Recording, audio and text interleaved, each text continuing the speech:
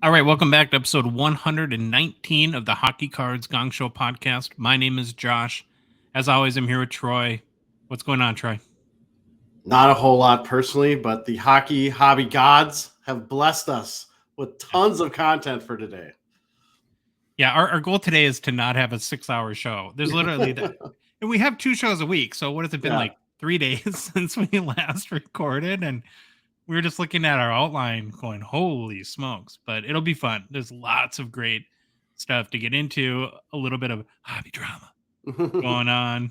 So that's always fun. So we're going to get right into it. A couple announcements. So one more reminder that this Saturday, Hockey Cards 101 comes back. We tackle an intro and overview to hockey breaking. I still think a large percentage of the hobby doesn't really quite understand breaking, maybe has never done it. And we're really lucky to be joined by special guest Breezy the Breaker, to one of the probably bigger breakers, I would guess, on the hockey hobby, to help guide us through that. And that should be an awesome conversation. Can't wait for you all to hear and or see it. And then, Troy, kind of a big one. I'm a little nervous about this next one. This Saturday, September 23rd, we're going to be setting up at our first local card show here in Minnesota. Could be the last time. We'll see how it goes. It's called the monthly Minnesota Card Show, or Minnesota Card Show, but they do it monthly. It's in Rosemont, which is literally 10 minutes away from us. The show's at the Rosemont Community Center off of Highway 3. If you're from Minnesota, hours are 9 to 3. I think it's free admission. So if you're in the area or at the show, please be sure to stop by. Sell Troy all your Pekka cards. Yeah, I'll be the guy hiding. I'll be behind our banner behind me. I'll be sitting behind it, just peeking my head out every once in a while. Yeah. How's it going out there? Good? All right. Yeah, Troy will be hiding. It's $3 to see Troy. No, just kidding. But no, actually, it's exciting. It's something new. We're going to try it. It's really close, so it's pretty easy for us to do. So again, if you're in the area, hope to see you all there. And then we'll have lots to report on Monday's show about what our experience was having a table at a local card show.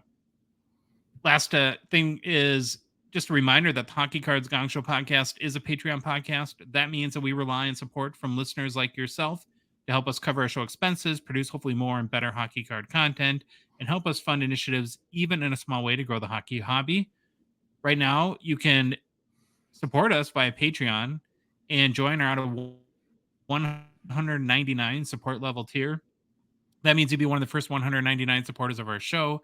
What you get for it is to support us, and then also exclusive access to our Discord server where you can chat with us. There, you can still time to get in.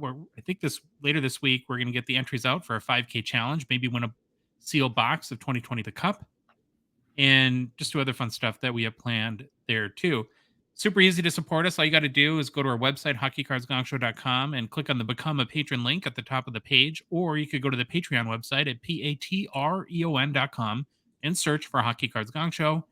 There's a link in the show description for whatever podcast app you might be listening to us on, or if you're watching us on YouTube, there's a link there. And finally, there's a link to Patreon in our link tree, which is in our Instagram and TikTok profile. Since our last show, Troy, we do have one new patron, GOM, who is one of new out of 199 supporters. So thank you, Gio. Very, very much appreciate your support. Definitely. All right, man. What's our game plan? On today's show, we begin with the greatest NHL player to wear number 19. We then continue our 2023-24 NHL preview series and look at players with hobby make or break seasons coming up this year. Then it's off to hobby news, followed by new product releases. And boy, are we going to have some juicy stuff there. We then look at some of our favorite cards in the PWCC Weekly Auction. We end the show with personal pickups. All right, Josh, we're going to start the show with fun stuff. All right, we're going to do research. We're going to deep dive. We're on episode 119. So the greatest NHL player to wear number 19 per the Hockey Writers' greatest players to wear each number article is Steve Yzerman. I think that one was pretty well known. I don't know if many people would have missed on that one. Yeah, this is one of those really obvious ones. Although I was looking at your runners-up list, and it is a really impressive list. Yep. I'll say that. Definitely a lot of good players at the runners-up. So the runners-up were Joe Sakic, Shane Doan, Jonathan Toews. I just want to call him Johnny Toews forever. Jonathan Taves. and Brian Trottier. So a very loaded class at number 19, but obviously Steve Yzerman, he's the greatest per the Hockey Writers article. So let's learn a little about him. Overview. He is a center born in Cranbrook, British Columbia. However, Yzerman grew up in, I think it's Nepean. I know I'm saying it wrong. I'm sorry. Ontario. And when I first read this, I thought it said grew up close in like British Columbia, and this Nepean was close to Cranbrook, British Columbia. Then it kind of hit me. I'm like, wait a sec. Those seems like they're really far away. Pretty far apart. Just like, it's like all the way, like 1,800 miles apart. I was like, oops, fix that real quick. So don't know why they moved, but definitely a lot farther away from where he was born, where he grew up. So Yzerman was the 4th overall draft pick in the 1983 NHL entry draft by the Detroit Red Wings. The Red Wings actually wanted to draft Pat LaFontaine, who grew up outside of Detroit.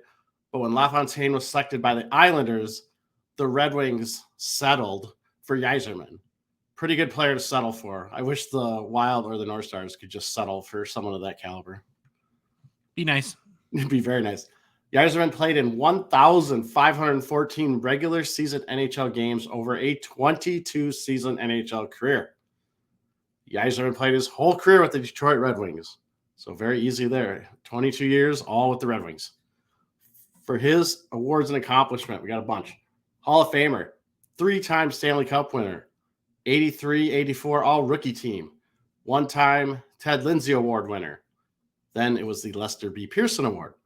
1-time Conn Smythe winner, 1-time Selke winner, 1-time Bill Masterton Trophy winner. I said it right. No more Masterson. I always want to say Masterton. 1-time NHL first All-Star team selection, 10-time NHL All-Star game selection, named one of the 100 greatest NHL players by NHL.com, ranked number 15 in the Athletics' top NHL players in the post-expansion era, and his number 19 is retired by the Detroit Red Wings. Whew, that was a mouthful. Lot to digest there. No Hart trophies though, or Art Ross or anything like that. Well, even the NHL first All-Star team, 1 time. That was it. No second teams. 1 time on the first team. But that's an era where you got Gretzky, Lemieux. I mean, you got some pretty big studs rolling around. Yep. All right, for his career, his regular season stat line, 692 goals, which puts him 10th all-time, 1,063 assists, which is 9th all-time, for 1,755 points, which is 7th all-time. Yzerman made the playoffs in 20 of his 22 NHL seasons, compiling 70 goals, which is 20th all-time, 115 assists, which ties him at 14th with Larry Murphy, for 185 points, which puts him 11th all-time in 196 NHL playoff games played. Yzerman had 14 seasons of 70 or more points.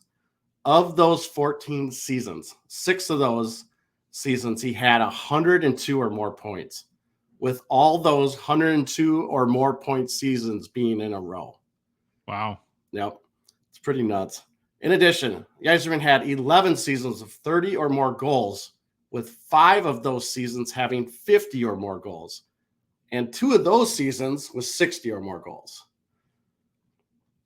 Best season of his NHL career from a point standpoint was his 88-89 season, where Yzerman had 65 goals, 90 assists for 155 points in 80 games played.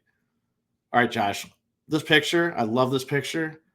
Can someone please update his Wikipedia picture? Because that's what Wikipedia has for Steve Yzerman. So I'm going to put this picture up here now, because he's a little older. He's getting into his GM phase, but I just feel like he got bum rushed by the paparazzi, and this is what they put. And this is like a mugshot almost. Yeah, this is what's on Wikipedia. All right, so Yzerman, one of the greatest NHL players to ever play. He's a Detroit sports legend. In the beginning of his career, Yzerman was obviously known as a terrific, skilled offensive player who could score and put up points. What he was not known for was his defense, or more accurately, his commitment to the defensive side of the game. In fact, this led him to clash with Scotty Bowman when Bowman took over as head coach of the Red Wings. And it reportedly got so bad between the two that the Red Wings seriously considered moving Yzerman to Ottawa. Could you imagine? Like, what? That's just crazy to think that could have happened. However, Yzerman eventually adapted, worked on committing to his defensive game, and would become one of the best two-way forwards in the game. I think it's important to note, like, Yzerman was always a great defensive player during his career. He just realized how you have to commit to it the whole time, not just when you want to. And so that's what kind of turned with him. And once that turn happened, guess what happened? Cups. Won 3 cups with Detroit. Yeah, we have a couple other players that have maybe similar circumstances we'll talk about in a little bit. I always like the quote or the saying, was it offense wins games, defense wins championships. I always think that's kind of relevant. True. Yzerman was also a fantastic skater, was elusive with the puck, had fantastic hockey sense, and was extremely competitive. Yzerman was hampered during his career. He had knee issues, but he continued to be a steady point producer. At one point, Josh, he had something kind of like hip reshaving. It was a knee reshaping surgery on his knee. Don't even ask me. It had some long, complicated name that I would have just passed out trying to say, but it didn't sound fun. Yeah, it didn't sound fun. Also, Yzerman was known for being very humble, as shown when he passed Mario Lemieux in career goals. He was asked about the record and stated that the record shows just how good Mario Lemieux was, as he played 5 less years than Yzerman did. I think that's kind of funny. And it's kind of funny. You read all the stuff about Yzerman on anything, Athletic, ESPN, Hockey Writers. All of them said he was just kind of a quiet guy, and he really was super humble and was kind of surprised that people would want to talk to him, and that he was like this Detroit sports legend. Kind of all surprised him, and it's kind of interesting to see how he kind of behaved around there. After his playing career, Yzerman worked in the front office as vice president of the Red Wings, then as general manager of the Tampa Bay Lightning, while also being executive director for Team Canada in 2 Olympics. He is currently back with the Red Wings front office, where he is the executive vice president and general manager. So he has had a successful playing career and a very successful front office career as well. Yeah. So fun, interesting facts. Wore number 19 because his favorite player growing up was Brian Trottier, who also wore number 19. His nicknames were Stevie Y, Stevie Wonder, or the Captain. Yzerman was named the captain of the Red Wings at 21 years old and would serve as the captain for over 1,300 games. He retired as the longest-serving captain in North American Major League sports history. I'm not sure if that record still holds, but at the time he retired, that's what it was. Josh, did you know I would this? think so. I would, if I had to bet. Yeah, it probably is. That's a long time. And now it's time for Minnesota Wild fans to be depressed. The Minnesota Wild tried to hire Yzerman as their GM in 2010, but Yzerman turned them down and then took the vice president and GM role at Tampa Bay. Probably saw the mess that Minnesota was, didn't want anything to do with it, and went off to where it was sunny and he didn't have to spend his winters under snow and freezing. I love how you say now it's time for Minnesota Wild fans to be depressed. All the time when we're depressed. No kidding. Final fun, interesting fact. Won GM of the Year in 2015.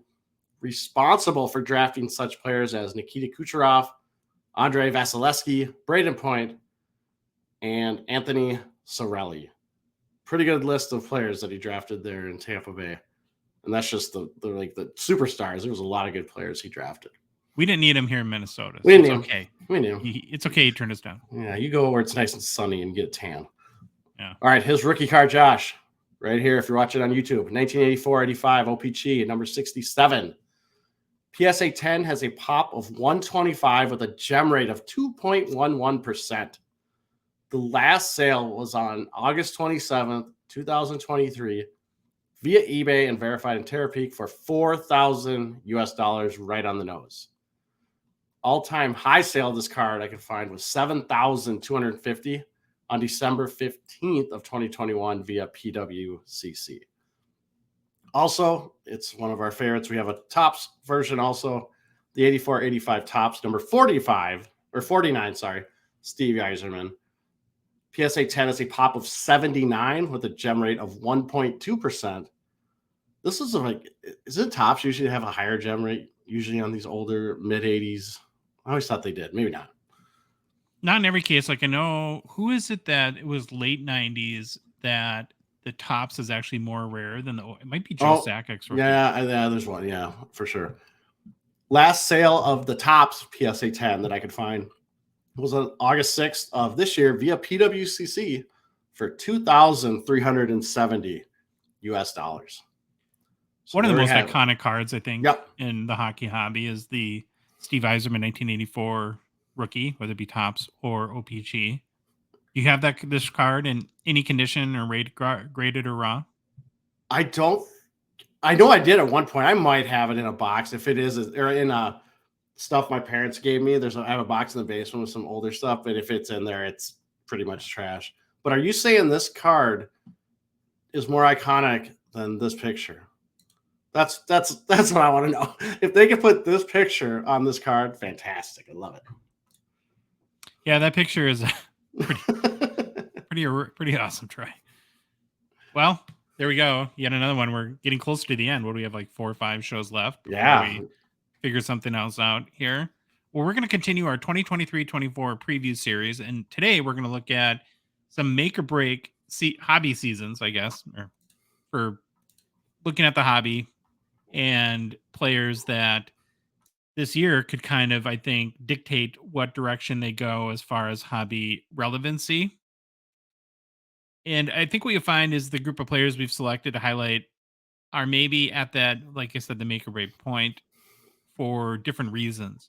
Mm-hmm. And I guess too, what we mean by make or break is we think these guys need to demonstratively, I guess, take that next big step in their career in order to have sustained hobby relevance moving forward.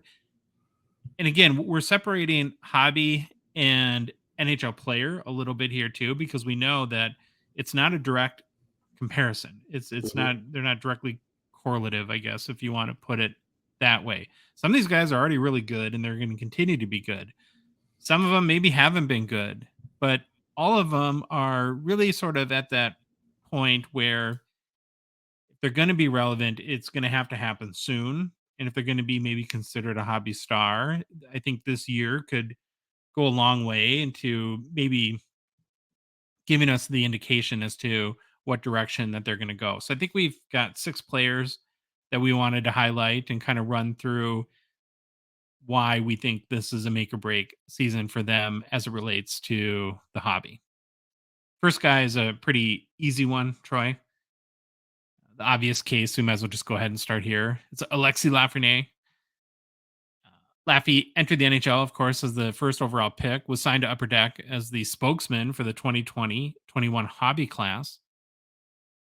And the timing, I think, matters here too. He came into the league smack dab during the pandemic when the sports car market was booming and we couldn't leave our house, basically, right? And so that really put the spotlight on the sports car market and sports in general as they kind of resumed in their bubbles. And I know the NHL had one too. And so I think that factored into maybe a little bit into the Lafreniere hype as well, because again, the spotlight was so bright when we were all bored and looking for ways to occupy our time. Beyond that, of course, he's also drafted to an original 6 team, which is going to intensify that spotlight even more. So all the stars had seemed to align for him, and it created a ton of hype around him as a player and huge hobby expectations. And of course, we all know he hasn't necessarily delivered on that hype and expectation so far in his first 3 seasons. So in 216 career games that he's played, he's got 47 goals, 44 assists for 91 points. Not horrible. And we won't go again through all the reasons or explanations or excuses you want to give, but however you want to put it, I think this year is coming in his 4th season is a big pivotal year as far as kind of how the hobby is going to treat him or view him or how much hype he still has. So last season, Troy, when we came, I guess when we were at this time about a year ago, coming into the 2022 season, he still had decent hobby relevancy. There's a lot of people that were kind of had this is the year for Laffy mentality, and his values were fairly strong. But through last season, and as he kind of continued to play bottom 6 minutes, not get a lot of power play chances, he did have his best season, but not what you would for the number one pick and a guy that comes, if Connor Bedard has the stats Lafreniere has, it's going to be a disaster, right? Mm-hmm. So collectors began to lose hope, and we've seen his values decrease a whole lot in the past 12 months. Now he's still young; he's 21, but he needs to make that big jump. And so, as I was looking at kind of his performance, I really think this year, if he can get to 25 goals, 60 points, or 25 plus goals, I should say, 60 plus points, that would reignite some hobby momentum for him. And I think that's like an important point, because he's not going to just become, I don't think, Mario Lemieux this year Mm-hmm. and put up 175 points. That's too big of a jump. It's progression that we want to see, and solid progression, not 2 goals more than his previous high or 6 points higher. It's making that big jump. And I think too, even beyond point production, moving up into the lineup, moving up into the special teams on the power play a little bit would be some really good signs. And listen, when you're 21, Troy, your hobby value is still going to be largely judged based on potential, right? Yeah. It's that potential and hype factor, because none of these guys produce like Connor McDavid at that level. Do you think that as they mature and as they progress as a player, that they can get to that point? And again, the issue for Laffy has been, though, I think last year was a clear loss of faith that that's going to happen, and that he's going to have the ability or the confidence or whatever's missing for him to kind of get onto that path. So I got a question for you. And at this point, what's your level of faith or percentage chance that you think maybe he does have a similar path to, we point to the outliers a lot. So we look at like a Tage Thompson, who had pretty lean years for his first 2 or 3 years, and then all of a sudden it clicked and he started to dominate. Is there anything that you see in his future that points to that happening, or is it pretty low odds at this point from your perspective? I'm not sure he'll dominate, but I will say yesterday is the first kind of something moved that I think helps Laffy. So they're going to move him. He's opening training camp. He's going to be on the right side. They're putting him on his offhand and basically doing the reading. Laviette is he new head coach? I can't remember if he's new there with the Rangers. He wants to move into the off wing. They're going to start him out there, but it gives Laffy, let's just say, more of a chance to make a top 6 role. Because I think that's what he needs to get, is he's got to get into training camp and get a top 6 role and start getting more ice time.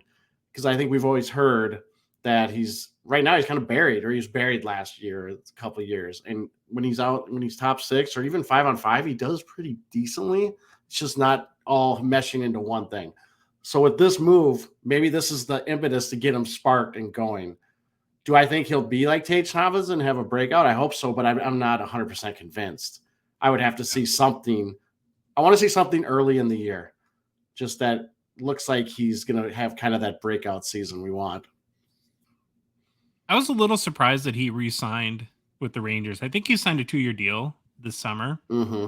Man, just given where, like, I think what you're saying is legitimate and fair, that it's tough when you've got some big time point producers like Panarin ahead of you to kind of break into those top 6 roles, and maybe just getting out of New York, getting into a team like Detroit, right, who we just talked about with Steve Yzerman, or something like that, to get a fresh start might have benefited him. But I don't know, maybe he's had meetings with Laviolette and feels really comfortable and confident that this year is going to be a better circumstance for him. I don't know.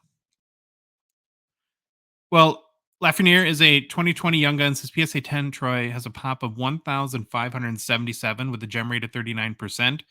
Last sold for $114 on September 15th, down 54% in the past year.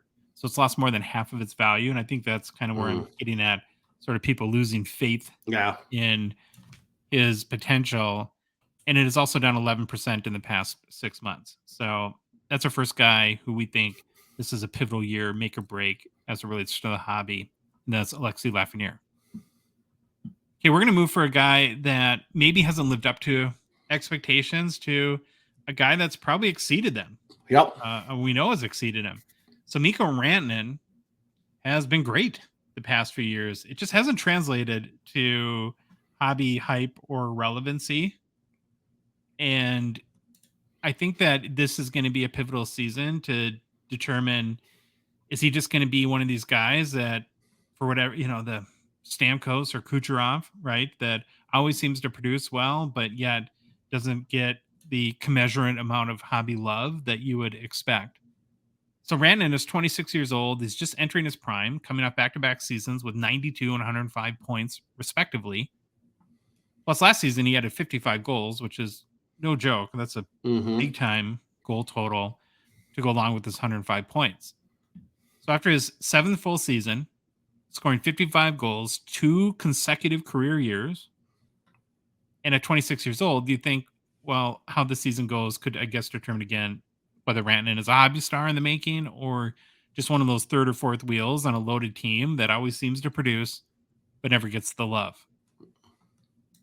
It just feels like we're getting into, I guess, now or never territory when it comes to Rantanen. So if he can produce 50 plus goals again, or this year something close to that, and he still stays the third wheel to, I guess, McKinnon and Makar from who people chase collecting wise, then you have to ask yourself, well, what's it going to take at this point for this guy to be a legitimate star? And again, it's also a little bit hard to argue that he shouldn't be the third wheel, because would you say he's better than Makar and McKinnon, Troy? Probably not, huh? No. Yeah. But if he can score, I mean, that would be ridiculous. If he scores 50 goals again, or say 55, and still gets no hobby love, that'd be back-to-back 50-goal season, especially when scoring is such a premium. Now, if he can get to 60 and he doesn't, we better just move on and retire him from the conversation. Yeah. If he gets to 60 goals, because I don't know if he's going to be with McKinnon this year. I was reading some stuff on the Avs, and there was talk about maybe they're going to move him, mix it up a little bit. Yeah, so I don't know what he'll end up with a line mate. But again, Colorado's got some decent players, so he should have his opportunities. Mm-hmm. So kind of given the premise that we're talking about here, when you look at a guy like Rantanen, do you agree that at 26, and given he's had 2 really strong seasons in a row, that he is kind of at that make or break territory? Oh, for sure. Especially with that age getting up there, where now you're getting to the point where hobby forgets about you. If you're not always in the front news, or you have the 100-point season, 50 to 60 goals, or something else that's kind of driving you. Now it's getting to that time. So yes, I agree. So Mikko Rantanen is a 2015 Young Guns. His PSA 10 popped 940. It's higher than I guess I would have expected. Has a 40% gem rate. Last sold for $111 US on September 18th. And it's down 38% in the past year, and as well as 38% in the past 6 months. So 55 goals and nobody cares. Yeah, it could be. I mean, it's just probably a whole bunch of stuff. Third wheel, finish. Probably not. I don't know how his personality is, but I don't remember seeing him a lot on TV or any of that stuff. Sure. It's probably because about a year ago I was looking at this card, and I just rubbed off on it, and now it's down. So thank you, everyone. You can go buy it cheap now. There you go. Or you're welcome, I should say, everyone. So the next guy that we're going to talk about, Jordan Kyrou, I've thought about him and for a while. I was going to say, I have not thought about him one bit. Well, I'm just kind of, because you see like that, he's sort of been the guy offensively for the Blues for the past couple of years. But he never seems to come up and you see bigger sales or people posting his cards or anything like that. And so I was kind of curious, and this was a fun opportunity in that regard to look into him a little bit. He's 25 years old.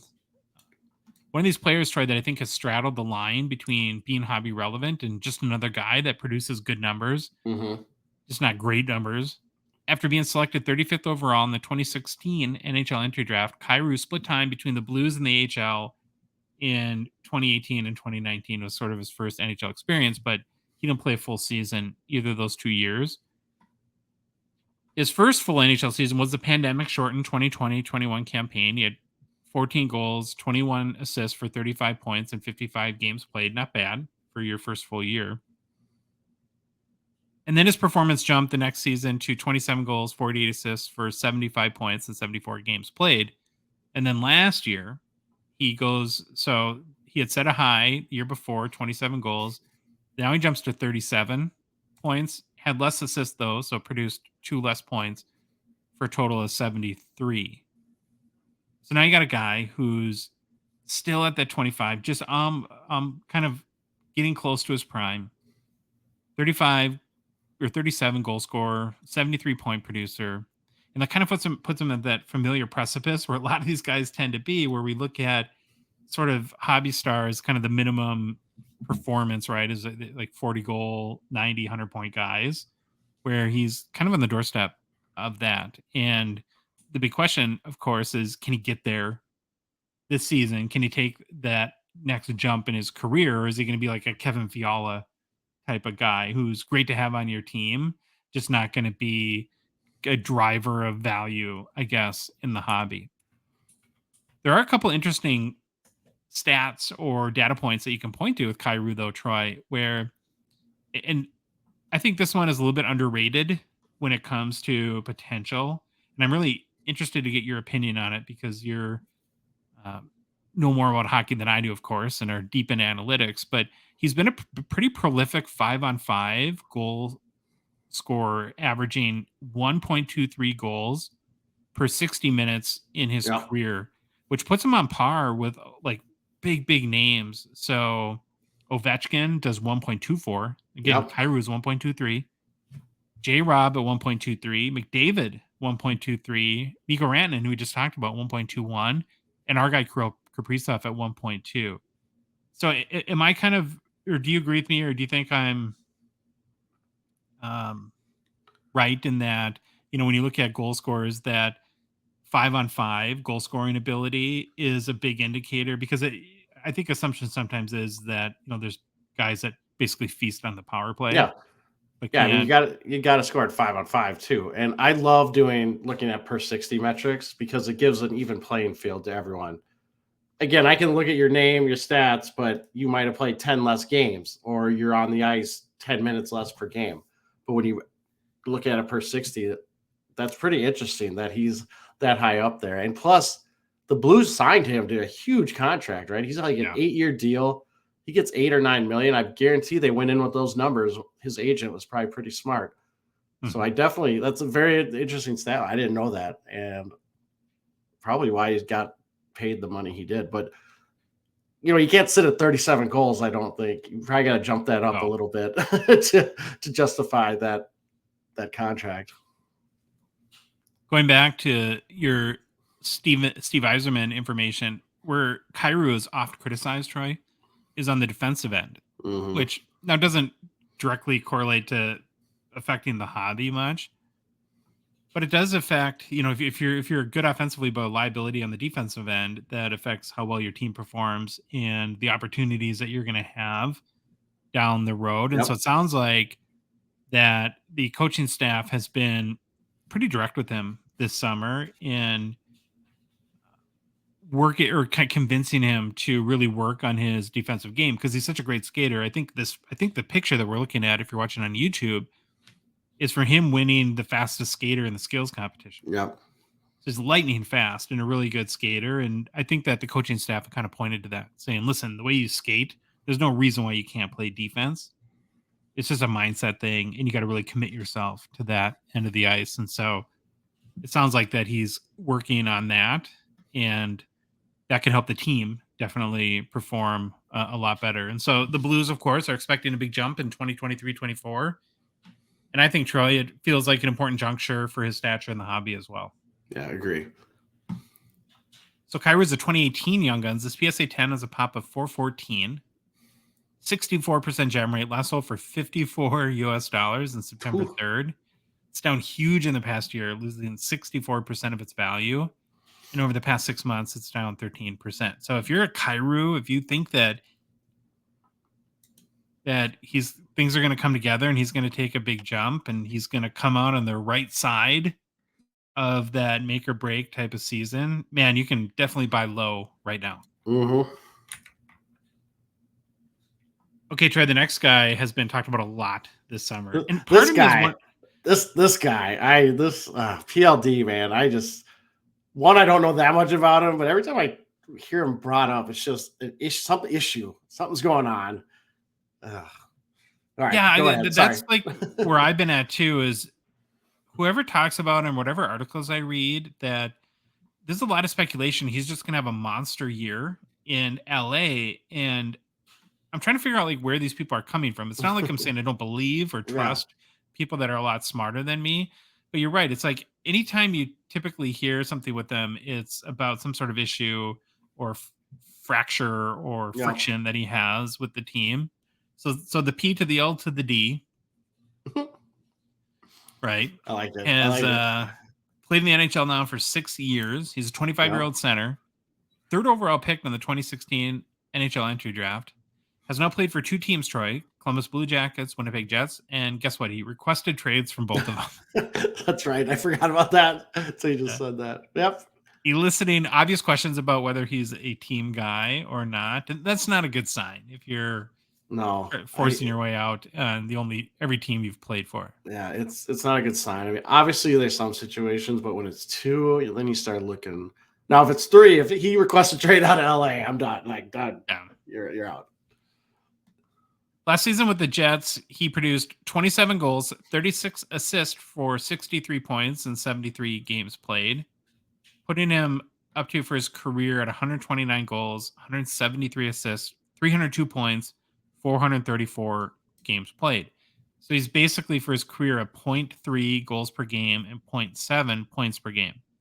Not terrible numbers, but definitely not a star. That's kind of what maybe top six, but second line, sort of second power play kind of type numbers. And it brings me back to that question. It's like, what is everyone?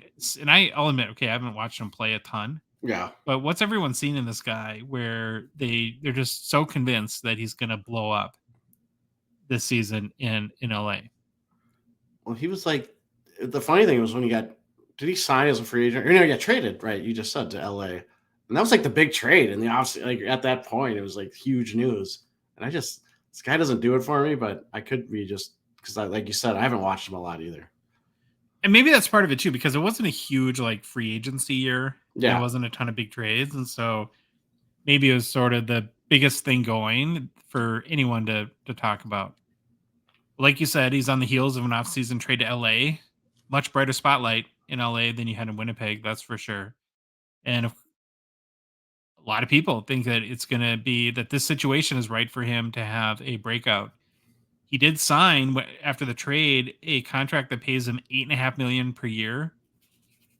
Going back to Kyrou, right? Produced a lot better than 27 goals and 36 assists last year. So he's going to have to make a big jump to justify, I think, that contract. And like I said, I read a bunch of articles because I was really trying to figure this out. And there was a profile in The Athletic about PLD where a writer named Eric Stevens, I'll just kind of read the quote that, and I think maybe this sums up what the sentiment is about the opportunity he has in LA. He said, Dubois gives you enough of those tantalizing moments to think that a true game changer exists within. He's now in a place of his own choosing, with a home run contract in his pocket, and he's on a team looking to break past the Oilers and Golden Knights and stamp itself as a true Stanley Cup contender. It is his time. So here we are back at that crossroads in his career and is really his place in the hobby. And I don't know about you, Troy, and I guess we've kind of mentioned this a little bit, but maybe just to put a bow on this. I don't love guys that you're holding on to the idea where it's like, well, he was kind of a problem in Columbus. Yeah, and then he was kind of a problem in Winnipeg, but now he's going to be great. Now he's going to be great, and he's got a big fat contract that he doesn't have to worry about getting paid for the next 8 years. Now, I was kind of getting on Kyrou for $8.5 million. Dubois got $8.5 million, and he's only scored 27 goals and 28 goals the last 2 years. There's a lot here I don't like about the whole situation. So, I think it is. So it does definitely put him at a make or break. I mean, if he scores 25 goals this year and has 60 points, it's going to be probably over from a hobby relevancy perspective. So definitely with Dubois, I'm going to be one of those I'll believe it when I see it kind of people. Yeah. So the P to the L to the D, Troy, is a 2017 Young Guns. His PSA 10 pop 422 has a 48% gem rate, last sold for $75 US on September 7th. It's down 18% in the past year and 30% in the past 6 months. Man, if I was going to throw money at a guy, I'd probably buy 1.5 Kairus before I bought a Dubois. I was just saying, man, every time you read these prices, I'm like, man, I could just buy every guy on here, and I'm still under. I know it's a lot of money, but I'd be under what, $500 to $750 probably. Yeah. Oh boy. All right, we got a couple left. Now, this is the controversial one. So everyone's got to hang with me here and hear me out. Hate mail to Josh. Hate mail to Troy. So Trevor Zegras, Troy. All right. God, doesn't he just look like? And I don't mean this. I like Zegras a lot, but I love Zegras. He's got the like schmucky smirk in everyone. But I think he loves. That's what he wants. He digs it. The NHL needs it. So this is. I'm not being a hater here. I know I've talked about Yzerman being humble and how we like humble, but I love players that are cocky because it gives them something to like. They have to back it up. You can't be cocky and then not back it up and still be cocky. So I love players like Zegras. Okay, so Trevor Zegras is 22 years old. He's only played in now 2 full NHL seasons, and he is an unquestioned star in both the league and hobby. He's a cover athlete along with Sarah Nurse last year for NHL 23. He's flashy, splashy, kind of made for Instagram and TikTok highlight reels. So how in the world could this be a make or break season for Zegras?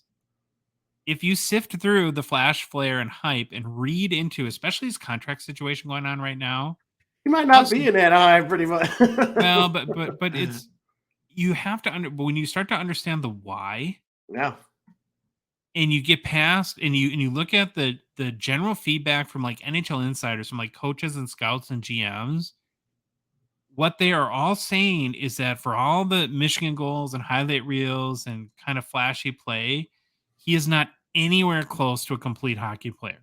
Mm-hmm. Right? He's got the Michigan goals are check, but defense not so much. And that's the crux of his contract situation. He wants to be paid like a Jack Hughes or one of these big time young stars. And what Pat Verbeek has said in Anaheim is that he's not that good of a player. He just isn't. And so they're really trying to like challenge him to, and I think like the idea is that they wanted him to sign like a bridge contract to prove it, right? To prove you can be a complete hockey player and not just have these, 10 ridiculous highlight goals a year, but actually help your team play winning hockey. So last year he had 23 goals, 42 points for 42 assists for 65 points, which is not enough offense to be one dimensional. Maybe if you make the case you score 50 goals and 120 points and don't play defense, that teams might live with that, but he's just not producing enough to not, I guess, try to be more of a complete hockey player. They hired a new coach in Anaheim, Greg Cronin, and he's really challenging Zegras too, I think, in this regard. And so here's like the thing that crystallized this for me on Zegras. Tell me another situation in the NHL where you have a young budding superstar that sells tickets and sells jerseys, and the team is not running to sign them to a long-term contract. And lock them up and keep them there. That's very telling. It's hugely telling that there's issues there, that Anaheim's not bought in. They need to see something this year. And if it's not there, they might be shipping him out. And what does that do to his confidence going forward? Again, he's still young, so he's got that going for him. He's still young.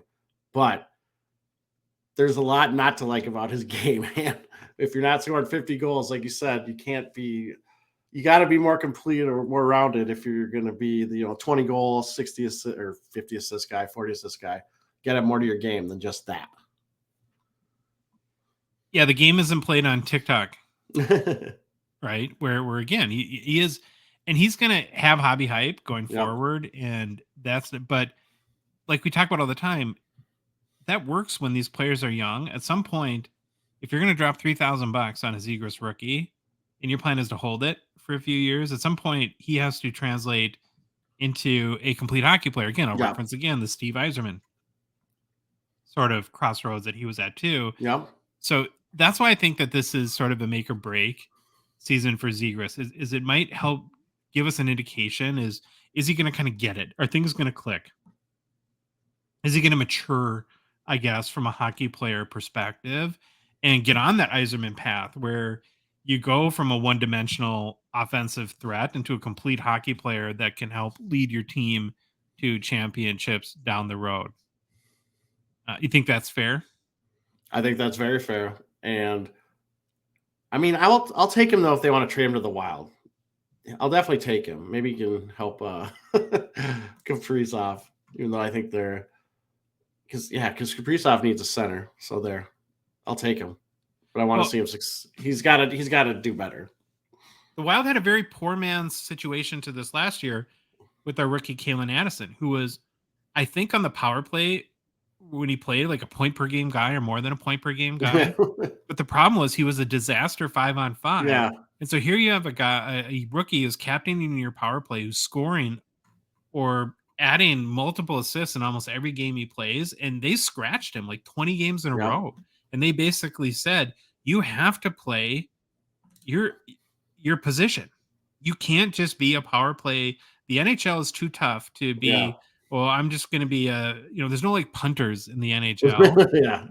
If you're going to be on the ice, you got to play your position. And that's created a lot of rift between, now he's nowhere the prospect Trevor Zegras is, of course. But it's the same sort of deal that it seems like they're in similar situations. Yeah. Agree. I don't know. This would give me pause before investing big into a Zegras card until I was confident that he's matured in this area a little bit. Well, he's a 2021 young gun. His PSA 10 popped 955. It's a 30% gem rate. Last sold for 175 US on September 18th. It is down 50% in the past year, but it's up 23% over the past 6 months. So I think a year ago, pops were still a little bit low on these cards, and that it's hard to kind of factor that into longer windows like that. All right, we got one more guy that is maybe a little bit controversial too in our make or break hobby seasons coming into 2023-24. So I kind of feel like Elias Pettersson has teetered on hobby stardom more than about any other player in the past season or two. To me, it seems like he's like right there, kind of on that line, towing that line, but just can't make it over the hump. He's still young. I get 24 years old, coming off his first 100 plus point season. He had 39 goals, 63 assists for 102 points. 39 goals, of course, get him really close to that magical 40 goal mark. And to this point, what stood out to me the most, kind of looking into his numbers, was his consistency.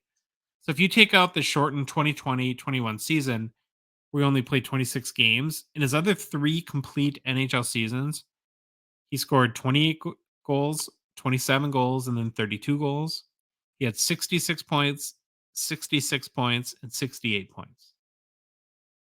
So I think the key question is last year where he took that big jump to almost 40 goals, 102 points, is that the type of producer Pettersson is going to be going forward? Or was this just a year where it all kind of came together for him and maybe he falls back to the pack a little bit? I don't know. Do you have thoughts on Pettersson? Have you seen him play much? I haven't seen him play much, but I will say anyone that got that many points on Vancouver, there's got to be some talent there just to muddle through that disaster of what it was. And now you got Tocchet in. Is that where Tocchet went? Yeah. Right? Yeah, Tocchet. Tocchet's there now. Hopefully you can turn things around a little bit with the culture and just getting guys to play. But 102 points last year, that's pretty good. And someone's got to get the points. Like you said, though, he's always one of those guys I always think about. I don't watch him that much, but he is always on that precipice. I can't even say that precipice, word. Precipice. But he did have over 100 points, which is very intriguing. He's easy to forget about. Yep. Which is, you don't do it on purpose, right? But you just don't. Maybe it's the fact that the market and being in the Pacific Northwest, it's very hard for people in the Eastern time zone or Central time zone to see these guys play a lot. The team hasn't been super relevant, which we've talked about, but maybe it seems like culturally, at least, they've started to turn it around. Yeah, I don't know. It's a little, that's a lot of points for kind of not being one of those guys that's sort of ever mentioned in that core group. So Pedersen is a 2018 Young Gun. His PSA 10 pop 2,094. That's a big pop. Ooh. Well, here's why. The hobby didn't forget about him. They submitted 76% gem rate. Oh, there you go. Yep. So if you submit one of these to PSA and you don't get a PSA 10, that's really sad. Yeah, you feel shame. Less than a quarter have that experience. So it last sold for $130 on September 19th. It's down 32% in the past year, but it's flat over the past 6 months. So those are our 6 kind of guy, and I'm sure there's more.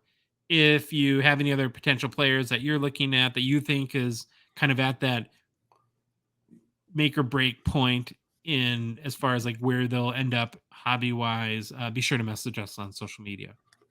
Halfway through now, our previews means we're getting closer and closer to the season. All right, Troy, we need to make a mention for Gongshow partner and sponsor Slab Sharks. We're thrilled again for their support of our little show here. The current Slab Sharks weekly eBay auction ends tonight. For a link to the auction and to place your bids on the amazing lot of hockey cards they are featuring this week, visit slabsharks.com. If you didn't miss the auction because you're listening to our show later, that stinks, but hey, no big deal. As our auctions run weekly, so once one ends, the next one basically begins. And if you happen to be a Canadian hockey card collector and might be looking to move some cards for cash, Troy, we'd definitely recommend checking out Slab Sharks for their eBay consignment services. They make it super easy to sell your cards on eBay. Plus, their weekly auctions are getting bigger and bigger, meaning you'll get lots of potential buyers looking at your cards. Then they do all the work. They take great images of the cards. They do the listings, answer buyer questions, hunt down payment for you, ship to both the US and Canada, and handle any post-sale issues with the buyers. So again, be sure to head to slabsharks.com for complete consignment information and to get started consigning your cards today. Hobby news. Hobby news. Mike Babcock, Troy. What was your favorite Mike Babcock moment? My favorite Mike Babcock moment was resigning. Pretty much. So as we were recording our last show, news was just breaking that Mike Babcock was resigning as the head coach of the Columbus Blue Jackets. Yep. We had decided or talked a little bit, do we even mention it? But I think both of us wanted to let the news settle a little bit, kind of see what some of the fallout was before we addressed it here on our show and talked about maybe the hobby impact a little bit. So I'm going to give a really quick recap, but the controversy started around him asking players to see photos on their phone, which of course can be a big invasion of privacy, and the belief that this ask was not well-intentioned. No. Honestly, if you want all the details, Troy and I have both listened. I'd strongly recommend checking out the most recent Spit and Chicklets podcast as Paul Bissonnette, Ryan Whitney, and all the other guys who were the ones that originally brought this to light. They go through in great detail all the stuff that players allege Bob Babcock has done to them. They're still pretty keyed into NHL players, so they heard from a lot of players directly. And honestly, Troy, the whole thing is just incredible. It spans, like, his antics span many, many years, and it's completely mind-blowing that Columbus would ever hire this guy. It's absolutely mind-blowing. I'm going to say one thing too. When you listen to the Spit and Chicklets with Whitney and Bissonnette, they were really good explaining just think of all the stuff that could have happened or he could have saw on those phones. Because it's not like he's letting them show. He was grabbing the phone and flipping through. And I think it was Whitney or maybe Bissonnette said, well, what if he had a player that was gay and it was on his phone, like holding his boyfriend's hand, like, and he had to come out of the closet or you talk about invasion of privacy. Holy cow. Yeah. They went into those kind of what ifs. Now, it's just crazy, like the story, and you'll get into more of stuff that you heard about this. Yeah. They also had Chris Chelios on as a guest, and he had some incredibly damning, I would say, Babcock stories where how he was personally affected, because I think when he played for Detroit, Babcock was the coach there. And one of the stories he told was that basically it was probably one of the first outdoor games, and Babcock was going to healthy scratch Chelios, who is a surefire Hall of Famer at this point. And I think basically the whole team went to him and said, "We're not playing unless you play him." So then he just to be Babcock, then What didn't he like play him a shift and then sat him the whole rest of the Yep. game? Or just tons of stuff that just not very nice. And then, other examples where Chelios gave for other players how he was pretty cruel to them. There's the Yeah. Mitch Marner example in Toronto. There just tons of I know was it Mike Commodore has been Yeah. very, very vocal about stuff he's done to him. And I can't imagine there's any way he'll ever work in the NHL again. I mean, No, this I is said his next head coaching pro job, if he wants it, will be in the KHL. There's no way anyone in North America is taking him unless it's like some third tier minor league team that's just like, we need a really good coach. He might be yeah. not a nice person, but has hockey knowledge. But yeah, he's done. NHL done, AHL done, and all that stuff. So after all this came out in the Chicklets podcast, the NHLPA investigated, and I guess they met with I think players individually and found out that despite what Boone Jenner and Johnny Gaudreau were put very much in a bad position and on the Mhm. spot publicly, where nobody knew that he was going to be terminated, and so they were asked to comment on it. And what do you say? Oh, I think this is horrible, awful, and then he continues to be the coach. You're Yeah. gonna, and it seems like he's nothing if vindictive too. So Yeah. again, it put them in a really bad spot. But I think once the NHLPA met with the players individually, then Yeah. it was basically black and white that this was really inappropriate and an invasion of their privacy.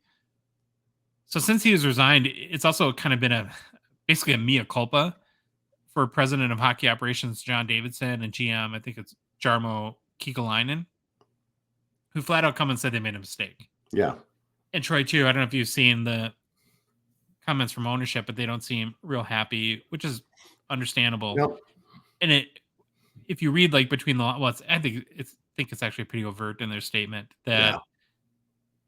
people like Davidson and Yarmo are keeping their jobs basically because it's so close to the start of the season and they want some continuity. But I can't I can imagine they were in some pretty uncomfortable meetings with the Yep. ownership group because you do. I mean, how do you, given his history and how documented and public it is, Yeah. what's if you're Davidson or Kekalainen, how are you justifying to the owners why you hired this guy?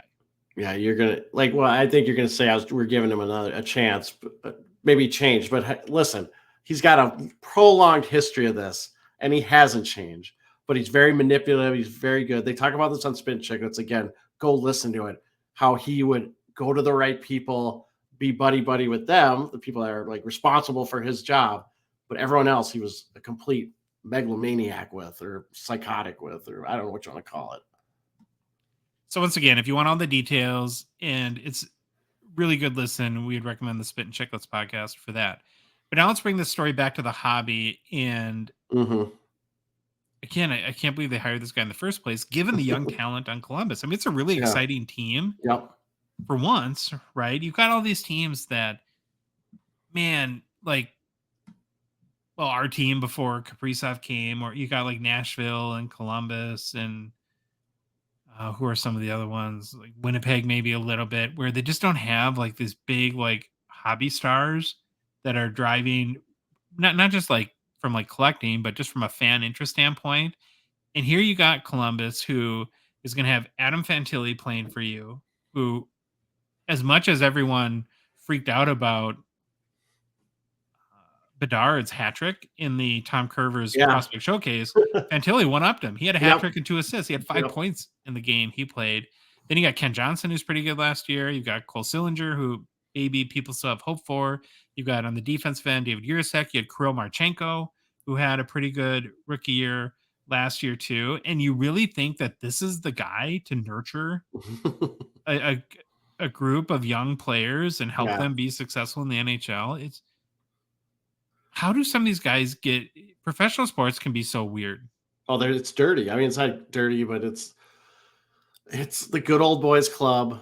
You see it. I think this comes up a lot in football or in hockey too. But why is it always the same guys that get the head coaching jobs and they just move around to every other team? It's really hard to break in as a young head coach. Like, how do you get the John Coopers and those guys that come up through systems and get them in? It's stop recycling all these old coaches. When we were talking earlier about this, you had made a really good point about the Tortorella comparisons too. Yeah. I think you should bring that up again because I think that that's important. Yeah, and they talk about that on Spitting Chicklets too, where Babcock, in your face, horrible person, just manipulative and all that stuff. Tortorella can be the same way on the surface. He's very hard nosed, very old school. Will tell you you're terrible, but off the ice, and Bizanet, I think, is one that said this. He's like, he cares about you. He wants to know about your family and not just to look through your phone. He's very caring, but he is an old school coach.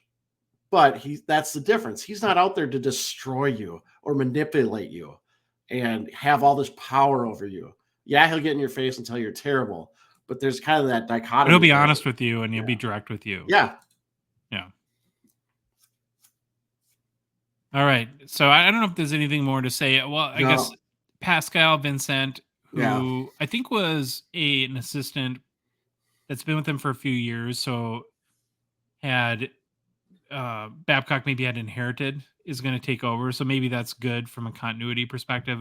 Apparently this guy's kind of done his time in the minors and juniors and stuff like that. And so hopefully he does well. And ultimately, I think it's like, again, looking back at the hobby, it's bullet dodged here where he could have ruined a bunch of young talent. And well, just think the relief that these probably young guys have now. It's like, thank God this guy's out of here and we don't have to deal with this anymore.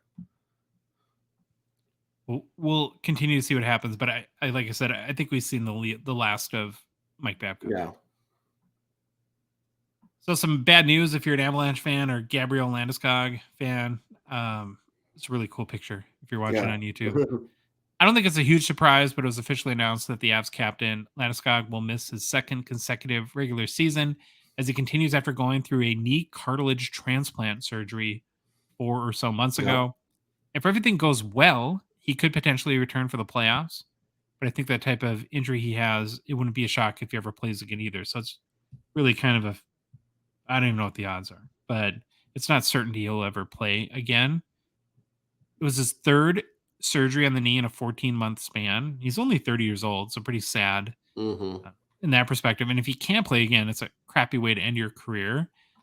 Personally rooting for him, hope he can come back. Don't love the Avs as a Wild fan, but you hate to see a guy go through this. That's for sure. So we talked before about Landeskog and the importance of having a captain on the ice before. Yeah. And if the Avs, now they're going to be 2+ years without their captain playing in games. So you're the coach of the Avs or the GM. You're going to would you make maybe McKinnon, McCarr, Rantanen, or somebody else the temporary captain until it's determined if Landeskog can come back? Or do you think, Troy, that, listen, this is a veteran team. McKinnon's already in a leadership role. McCarr, they're already the alternates. They can kind of handle the duties, and it's not as important as maybe on a younger team would be. And we're just going to kind of continue to show respect to Landeskog. What would you do? I would do A's and talk to them, but I guarantee both those guys were like, no, we don't, no one wants to see. We're going to wait till he officially retires or he says he can't play again. And then we'll move on from there and assign a captain. And then looking at the hobby, him missing another year is not going to help his values and market. He has a 2011 Young Gun, PSA 10, as a pop of 287, 65% jam rate, last over 164 US on September 8th. It's actually up 3% in the past year and 6% in the past 6 months. Maybe that's the key, right? Just don't play. Yeah. And your market goes up. Okay, another last quick story in hobby news before we get into some juice, I guess. So Boston has a captain, Troy. Brad Marchand named captain of your Boston Bruins. Yeah. Replaces longtime captain and newly retired Dries Bergeron. I think for many years, like 13-something years, as captain in Boston. And it's an obvious choice because him and Bergeron have almost identical personalities now. That same guy, right? Both same guy. Highly respected around the league. Yeah. Marchand is 35 years old. He has served as a Bruins alternate last season and played his entire 15-year career in Boston. So it could have been McAvoy. It could have been David Pastrnak. Could have been, I don't know who else, but what do you think of Brad Marchand as the captain of the Boston Bruins? I mean, hey, I don't know what their locker room's like. He probably is a great teammate. He reminds me in like baseball had AJ Przinsky, where if he was on your team, you loved him. He was the greatest player, greatest guy ever. You played against him, and everyone hated him. And that's Marchand. He probably can't play for anyone else but Boston because no one wants him after slew foots and lickings and whatever else he's done, eye gouges. So I think he's pretty much set in Boston, but I'm fine with it. I mean, like I said, I don't know the locker room dynamics or anything. And he's kind of a holdover, Yeah. right? Because he's 35 years old. So Yeah. he's going to be captain, what, 2 years, 3 years max, something like that? Yeah. Well, Brad Marchand is a 2009 Young Guns. His PSA 10 pop 150. Last sold for 506 US on May 19th. Doesn't come up for sale very often. No. Would you guess that his Young Guns were $500? Nope. Yeah, I just would never thought of that. All right, Troy. New product releases. All right. Well, we woke up this morning to see that finally 2023-24 Series 2. Do you want the picture up now? All right, there it is. Presale pricing is live. Connor Bedard, Young Guns. And now I got to start with a mea culpa. People for months have been theorizing that when Series 2 comes out, the price will be doubled, tripled, quadrupled. Yeah. And Troy, I don't believe it. Between Upper Deck, distributors, online retailers, local card shops, I figured they would be smart. Maybe make $5 or $10, $15 more a box and take the win. Preserve the market. Sell a crap ton of boxes and be happy. Because there's also no way that this isn't getting one of the biggest print runs in a very long, if ever. Yeah. Right. If I had to, they don't just, Upper Deck doesn't disclose how much they print, but I think it's a pretty good bet that this will be the most printed flagship series maybe ever. So yeah, play the long game, Troy. Be smart. And then I was more encouraged and relieved, frankly, as presale prices a week or two ago hit Canada. And when you looked at conversion rate, it was on par for the pricing of Series 1, about 120 US for a hobby box, which I can live with. And I think the hobby could live with it too. So as you might imagine, when we woke up and saw this at $200 US, I was pretty flabbergasted. And this is the US retailers, Steel City and David Adams. Yeah. So let's do some quick math here, Troy. Yeah. This isn't a math show, as we know.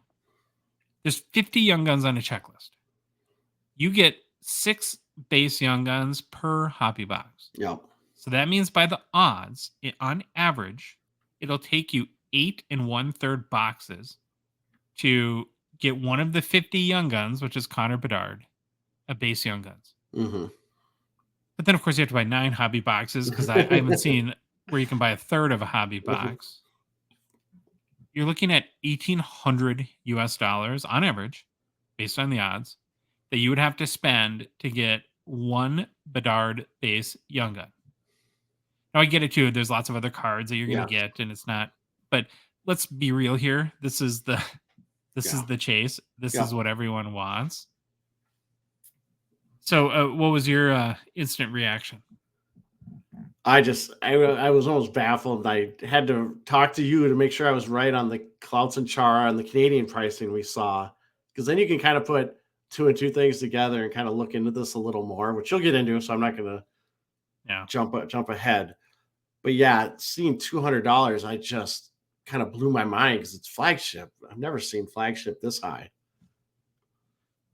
Oh, it's not even close. I mean, this is a dramatic increase. And what I often try to do in these situations is my initial reaction was, oh, this is horrible. That still might be the reaction, but I do think that there's a benefit to letting things sit. Like, you know how in youth sports, they always give parents a 24-hour rule, right? To let things kind of set in, let you think about it, examine it for different angles, get a little bit of perspective.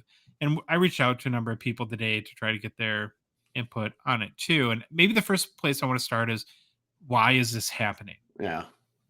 Now, reflexively, everyone's going to want to point the blame to Upper Deck. And to some extent, that might be justified. So I'm not absolving them from any criticism here. But I think the price is pretty much the price for them. And why it's at $200 is more, I don't know if it's the distributors or online retailers that are frankly probably looking for a huge payday. Yeah. And the whole clouds and the Canada pricing coming first really magnifies this point that you're getting to. It and I we you're going to get into this, but we knew where the bullets were going to fall first, and it might not that might not be the right place. It's maybe there is some like there's blame to go all. I don't even blame's the right word. There's a lot of stuff to go around to everyone, but I think you're going to get into like some of the issues that we see. When the box says Upper Deck on it, that's where the Yep. criticism is Yeah. Hey, I'll listen in our going to go. Discord. Whether I was just saying, our Discord, one of the first messages we saw is like, "Oh, Upper Deck's just gonna like this is an Upper Deck move." I mean that, and there's a lot more. It's a lot more complicated than that. yeah, I think that's sort of the reflexive Yeah. reaction is price gouging Yep. on behalf of Upper Deck. But again, I don't think that they've raised their prices. And No. as you very accurately pointed out, that when you looked at the pre-sale pricing in Canada and you did the currency conversion, it was $120 a box US, which was the same as Series Yep. 1 is on pre-sale for all the online retailers here. Now, you might be thinking, oh, 2 weeks ago when it was 120 US and Canada, that we would have found some way to get ourselves some of that. No, we're dumb and did not. And then they're all sold out now. And honestly, Troy, that could be part of this, right? Because you have to think it's Yeah. like at the end of the day, it's economics and it's supply and demand. And if David Adams or Blowout or Steel City wants to charge $120 and people are like, that's not worth it, I'm not buying it, then guess what? The price comes down. So Yep. maybe they looked at in Canada and say, geez, all these guys sold out. So therefore, demand must be greater than supply. And we're going to raise the price because that's what you do economically as you Yep. react to supply and demand. But again, I'll go back to what my intuition is telling me and how much is printed. I don't think the hobby is big enough to necessarily support probably how many boxes they have at $200 a box Yeah. over the long haul. We're not the football hobby here. And again, this is flagship because Yeah. I think the other thing you have to look at is, okay, so if I spend $200 on a hobby box and it's not one of the 1 8 1/3 boxes that's going to have a base Connor Bedard Young Guns, what percentage of those boxes will break even? Yep. Now, maybe Adam Fantilli will be huge too. Yeah. And okay, now you have 2 out of 50. So you got a 1 in 25 chance in hitting that, or it would be less. So 1 in 4 box Yeah. chance or something like that. But yeah, unless you hit some like crazy parallel, people are going to get beat up on a ton of boxes. And then the kind of funny thing from, as you and I were talking about earlier, we have been talking something about like going to Target or something like that. And, like sports card degenerates like we are, I can't go to Target without peeking at the card section. I haven't bought retail in like 6 months. Yep. And I made the comment to you, Troy, I Yep. don't think I'm ever buying retail again. Yep. But as I was looking through all the pre-sale options for Series 2, guess what gets very interesting? because the retail prices haven't changed. And Yep. so they have like these like gravity boxes, which is like 24. Now, again, configuration is changing too. Yeah. So a hobby box is going to have 12 packs with 12 cards per pack and 3 hits per pack, right? It's not 24 packs with 1 hit per. So they've actually added 12 more hits to a box. And you can get that gravity box with 36 packs, and I think 12 Young Guns is maybe set in it, as opposed to 6 in a hobby box for $200, the same price, $200. Now, you might not be able to get some of the Bedard 101 or some of the other outburst parallels, or your odds might be a lot more terrible. But if you just want a Bedard Young Gun, I might prefer to do that, honestly, than to buy a hobby box, or a blaster boxes for what it's worth might be a better avenue than buying hobby. It's just, it's such a aggressive. Yep.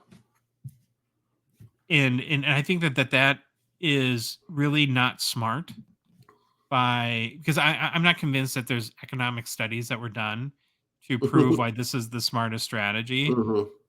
And yeah, it's like, I don't know. It feels like really not smart to me. And then if I'm Upper Deck, it's right because let's do a little bit more math. So I sell a hobby box for, well, the series one retails for 120. Let's say maybe they sell that for $90 to Dave and Adams or Yeah. whoever, right? So they make 30 bucks. Upper Deck makes 90. Well, Upper Deck, that's not $90 in profit. So let's say Upper Deck spends $45 on that box. So they make Yeah. $45 profit. Dave and Adams makes 30, or whoever else has their hands in the cookie jar from a distribution perspective. Now, if you're Upper Deck, you're selling hobby boxes, as you say, at the same price to Dave and Adams or Steel City or whoever. They're making maybe $110 a box, and you're making 45. Yep. And so you have to look at what value are they providing? Yeah. They're a warehouse and a shipper. Yep. And you're the people that design the cards, that produce the cards, that have all the autograph agreements, that send out all the cards. Now there's not a lot of autos and flagship, but and you're happy having your distributor make 3 times or double or 2.5 times the profit that you Yeah. are. I would say I don't think they're happy, but they're kind of. Yeah. I have to sit back and like we talked offline. It's like I think I'd be on a phone call if I was Upper Deck with these distributors and just kind of having a little talk and seeing what's going on. I mean, you can't. There's so much stuff, free market, do all this stuff, but like And you I'll go said, back to too. If you're selling it for the same price to all the retailers and local card shops and they're yep, trying to get that big fat payday, yep, you're the brand on the box and you're taking the bullet. So yep, they're getting the profits and your brand is being hurt in the long run. yep, And I don't know who the CMO of Upper Deck is, but I've had that capacity at companies before and I am not okay with that. yeah, If I'm leading the marketing of Upper Deck, and it kind of leads me to,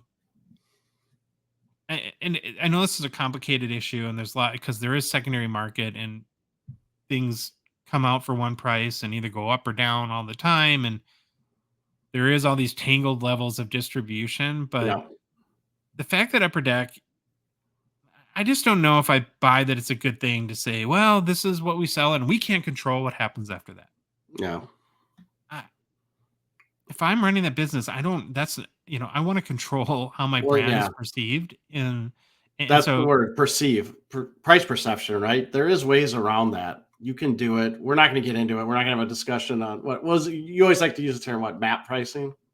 I yeah. mean, Well, like a Sony TV, whether you buy it at yeah, Walmart or Best Buy, the model number, they have map pricing. They go off of MSRP, and they do that so to control customer expectation, yeah, right? Because when a customer walks in a store and they sees a Sony product, they don't want that customer to buy it and then to turn around and go to Target for groceries and notice that it's $40 cheaper there, yeah, because that makes the customer um they hold ill will against Sony. yeah, So they control their pricing, and I get that there's a secondary market, and I get it's complicated, and that on some products that their retailers and distributors lose money, and they don't want to have all these controls. But I think that you could do some basic things like maybe for the first 3 months, maybe for the first month, I don't know, cap what a product can be sold at retail for, right? In order to protect your brand. I just don't. And maybe they know something we don't, but yeah, I don't know. Just doesn't yeah. seem right to me. Well, So it'll be interesting how it plays out. then you got to figure out like what's the impact going to be, right? And it really puts us collectors at a decision point. Yeah, So maybe it might just be all in. I don't even care what the price is. If the price is $500 for a hobby box, I'm buying a case because I want my Bedard Young Guns. Or you might be the type of person that's like, I'm out, right? This is ridiculous. You go from 120 bucks to 200. No, I don't see the value there, or maybe somewhere in between where yeah, maybe I thought I'd buy a case, but I'm just going to buy a hobby box or two, and call it good there. Has it changed the way that you've looked at maybe what you had thought personally about this product? Oh, definitely. I doubt I will buy a hobby box personally right away. I'll probably just watch and see what happens, and maybe do that retail play. Yeah. I just $200 is a lot. It kind of puts you at a decision point from a pre-sale perspective too, because Yeah. there's, and I don't have the answer here, so I'm just kind of throwing out what I was thinking, what the options might be. But do you hold off for now and take the risk Yeah. that or assuming that, listen, this is the market's not going to sustain this, they're going to be sitting on this, eventually this pre-sale pricing is going to come down, I'm not paying $200? Or do you lock in and shield yourself so that it's not $300 Oh by yeah, the hedging, time hedging. that it comes out? And I don't know, do you have any, I if you, so let's say that somebody gives you $5,000 that you have to Yep. spend on series 2, and so today, are you locking in today just to get it, or are you more think it's more likely that this $200 isn't going to fly, and I'm banking it's going to go down? Well, I know I said I wouldn't buy it personally, but if someone gave me $5,000, I'm probably locking in now because Yeah. I've been on the record saying I think Bedard's going to be awesome, and it's going to. What was I? 40 goals is what I said. And if that happens, how does this not go up? Well, it's hard to imagine it could, but through the whole last year, we've been saying that all this guy has done as a relate, well, he hasn't done, but anything Connor Yeah, Bedard related to the hobby, there's no precedence for it, yeah, right? We have Team Canada cards selling for 5, 6, 7, 10, yeah. $12,000, where there's no one else that has ever been that, when you have the highest Connor McDavid sales at like $1,500. Mm-hmm. So maybe that does support locking in now. I just don't know. I'm tempted maybe more to wait, but it's probably the wrong choice. Then I was thinking, Troy, do you think that this is going to put more emphasis on our 101 topic coming this Saturday, breaking, Yeah. where you're going to have really Yep. expensive hobby boxes that's, unless you pull that Bedard, is going to be hard to break even on? Might it be a better play for if you're a Columbus fan, or Yep. you're an Anaheim fan and you want to, or Coyotes fan with Logan Cooley, that sort of thing? Yep. Then I think you have to look at, what is this going to actually do to Bedard's secondary market values? If it's one out of every 8 1/3 boxes, and the boxes are $200 a piece, I don't think it means Bedard's base Young Guns is going to debut on eBay or wherever at 100 or $150. Mm-hmm. It's going to be huge money, because Yeah. there's that cascading effect there, because people are going to have to spend a lot of money to pull that card, unless you get lucky. I mean, you might get one box and get it too, but that's luck of the draw. Do you think this is going to really push his prices up? I would assume so. That's my assumption that it will. I can't see why it wouldn't, but again, I'm more baffled by all this than anything. It seems like a really risky play, and it's like with this whole thing, like I 100% get why he's in series 2. I understand all the logistics, but putting him in series 1, finding a way to get that done would have been you go from, again, a guarantee, like we were talking about, like a lot with like selling cards, and instead of trying to get a record sale for every card, take the win. Yeah. Having him in series 1 could have been take the win. Okay, so he's not in series 1, he needs to be in series 2. Make the hobby boxes $130. Take the win. Sell them Yeah. all. Sell them all instantly. Swim in cash. Mm-hmm. I'm just not, and maybe it will be wrong. Maybe they'll sell out instantly Yeah. at $200 and we'll look like idiots. I don't know. But it feels like unnecessary risk to me. Any other closing thoughts you have before we move on? Nope. I'm got my popcorn. I'm ready to watch it. Yeah. Never a dull moment, Troy. All right. There is a new set coming out next week, 2022-23 SPX Hockey. You did one of your now famous deep dives into the checklist. So I'm going to turn it over to you, and we're going to learn all about SPX. My famous look at the sell sheet and see what it looks like. All right, we got 2022-23 SPX. The hockey checklist is out. Somehow we didn't get the checklist, Josh, but I think we were talking about. I think our names fell off the Yeah, we corrected that. the email list, but no, we got it back. All right, so SPX hockey. So what do we got here? So again, if you remember SPX, this is that product that falls. They call it in those technology cards, and it also has a lot of like cool looking foil stuff. It's got some autographs, memorabilia cards. They use those printing techniques. Looks very modern. They call it a modern style. I kind of like how these new ones are looking. I actually went through and kind of looked at the sell sheet, and I thought the cards were pretty interesting. You know what was actually have been decently I'm not saying like 16-bit, but Yeah. I see a lot of sales for the SPX inserts in extended series from this year, the die cut ones, Oh, especially that are numbers. I think those have been pretty popular with collectors. yeah. It's like a All retro right. or tribute card. Yeah, I know the ones you're talking about. Yeah, those are pretty neat. So with this new release of SPX, we have 200 base cards. They're split evenly between rookies and veterans. They come numbered to 299. If you're watching on YouTube, I have the Connor McDavid base card. You can see the numbering on it up to 299. It has 4 levels of standard parallels. There's colored holofoil, Radiance, Grand Finale, and then there's the NHL Shield hologram, which will be out of 25. And again, if you're watching YouTube, there's a picture of what that card looks like on the screen. Probably hard to gauge what it looks like on a picture. These pictures don't. I really don't think they do it justice. Especially these are very shiny, hologrammy, die cuts and all. They look pretty unique from what we've. At one point, a quick point I want to make too about the base checklist, just for people maybe that are new to the show.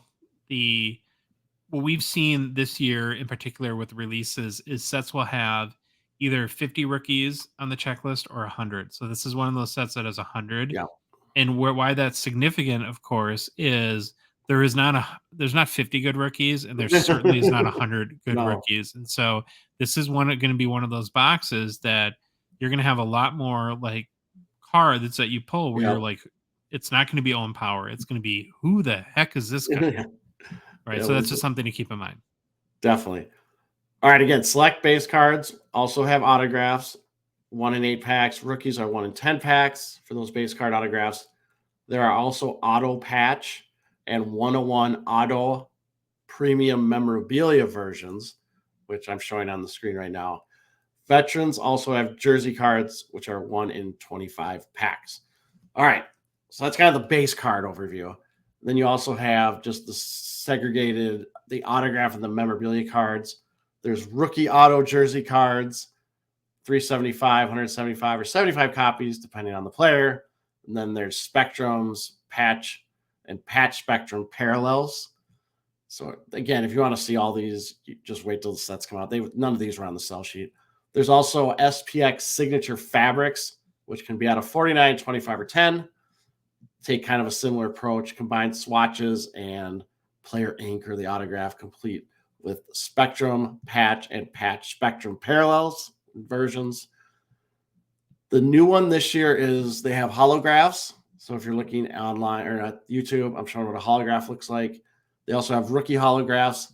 All of these come serial numbered, including they have red, gold, which is on the screen of Ovechkin, and blue 101 parallels. What does holographs mean? Is that hollow foil, do you think? I think so, because a lot of the SPX stuff is about holograms. Just gotcha. That word is around here on a lot of different things. When you go back to like the late 90s SPX that have like the Gretzky holographs that go for a lot of money, that makes sense. That definitely looks like a sticker auto to me, that Ovechkin. I saw that too. That at least they didn't hide it. It looks like looks like a sticker. Other standalone autograph sets include superscripts, which are 1 every 12 packs, rookie superscripts, which are 1 in 10 packs, whiteout autographs out of 25, and whiteout rookie autographs, which are 1 out of 20 packs, all of which have gold versions as well. All right, so additional inserts. They have 2002-03 SPX retros, going back about 20 years to the design. Base versions have 199 copies each. Bunch of parallels you can get. They have autographed versions as well. SPX Force inserts return. I have a picture. I think these look cool in picture even. I want to see one in person. This is a gold parallel. So this nice shiny gold. Yeah. But this like insert line was part of SPX's early days in the 90s. These will land one every 100 packs, and then they'll have parallel versions. There's also... Are they all players on the same team? I think they are, if I remember right, but I'm not 100% sure on that, but I think they are. Who would you put on the Wild? Would you just have three, and because it can't think of a fourth? Kaprizov. You'd probably have Kaprizov, Fleury, Boldy. Jeez. Addison? I don't know. Virgin, I don't know. Yeah. Yeah, that'd be hard. And then you get all these hologram cards. There's hologram shadow box. There's they got those rookies, one in every 10 packs. The regulars are one in every 25. Gold spectrums, black golds, all that fun stuff can be found. They also have a new one called Holo Champions. If you're watching online, showing a picture of the wall. This is the red holo. Whole bunch of different parallels with different numbering or different, out of 10, out of 5. I'm assuming it's all guys that won the Stanley Cup. I don't know. Yeah, it's got to be Holo Champions. Yeah, it's got to be Cup winners. And then there's additional stuff. There's finite rookies, which about the parallel. I think that's the big one, right? Then like the known, the SPX finite. Yeah, those are out on $9.99, the finite rookies, and then they have all the different parallels you can get. And then there's, what do we got? SPX. They got the Radiance FX, which have print runs at 1,299 copies each, and again a bunch of parallels. But here's the big thing: we got Upper Deck Black. Finds its home in SPX. So I think Upper Deck Black used to be its own set at one point. Yeah. And now it's kind of found a home in SPX. And I really like the looks of these. So there's a ton of different cards in here. There's Obsidian rookies with a bunch of parallels. You can get jerseys, patches. Veteran players have Obsidian jerseys. There's Obsidian scripts with autos. And there's Obsidian rookie scripts, which I'm showing a picture of. I absolutely love how these look. That's a cool card. Yeah, I think they look just very, very cool. There's also lustrous rookie signatures, which there's a picture of our boy Matt Boldy. Again, yeah, definitely. And these can have like 299 or different copies, 299, 199, or 99. The one on the screen's a gold out of 25. Other parallels. You can also get auto patches. And then they have a clarity variant, which I'm showing a picture of, which you can see. I like that one. It's kind of the inverse, right? They flip the black and the white. I think these look really cool. It's got the white background. The one I'm showing is a Beniers. It looks really nice. A lot of different colored ink on autos in this set. Yeah. So we've seen like gold ink, black ink autos, which you don't see super often. Yep. And then we have Pride of a Nation auto patches. These can be out of 99 or 25. Obviously, it has a player signature and a manufactured patch of their home country. And they have some Spectrum parallels, which are 101s. So that's the rundown. I know it's a lot. If you're just listening, it probably sounds like a jumbled mess. But go read the checklist. It's out there. Download it, sort it, do pivot tables. You can find a bunch of good stuff. So the Hobby Box breakdown, these are 1-pack boxes. You get 1 pack per box, 5 cards per pack. So 5-card box. That's been a big theme in a lot of the recent releases. So take out MVP, which is not the case, but you have Stature, which is 1 pack. We had Black Diamond, Ultimate, and now SPX. So it's the 1-pack box section of the release calendar.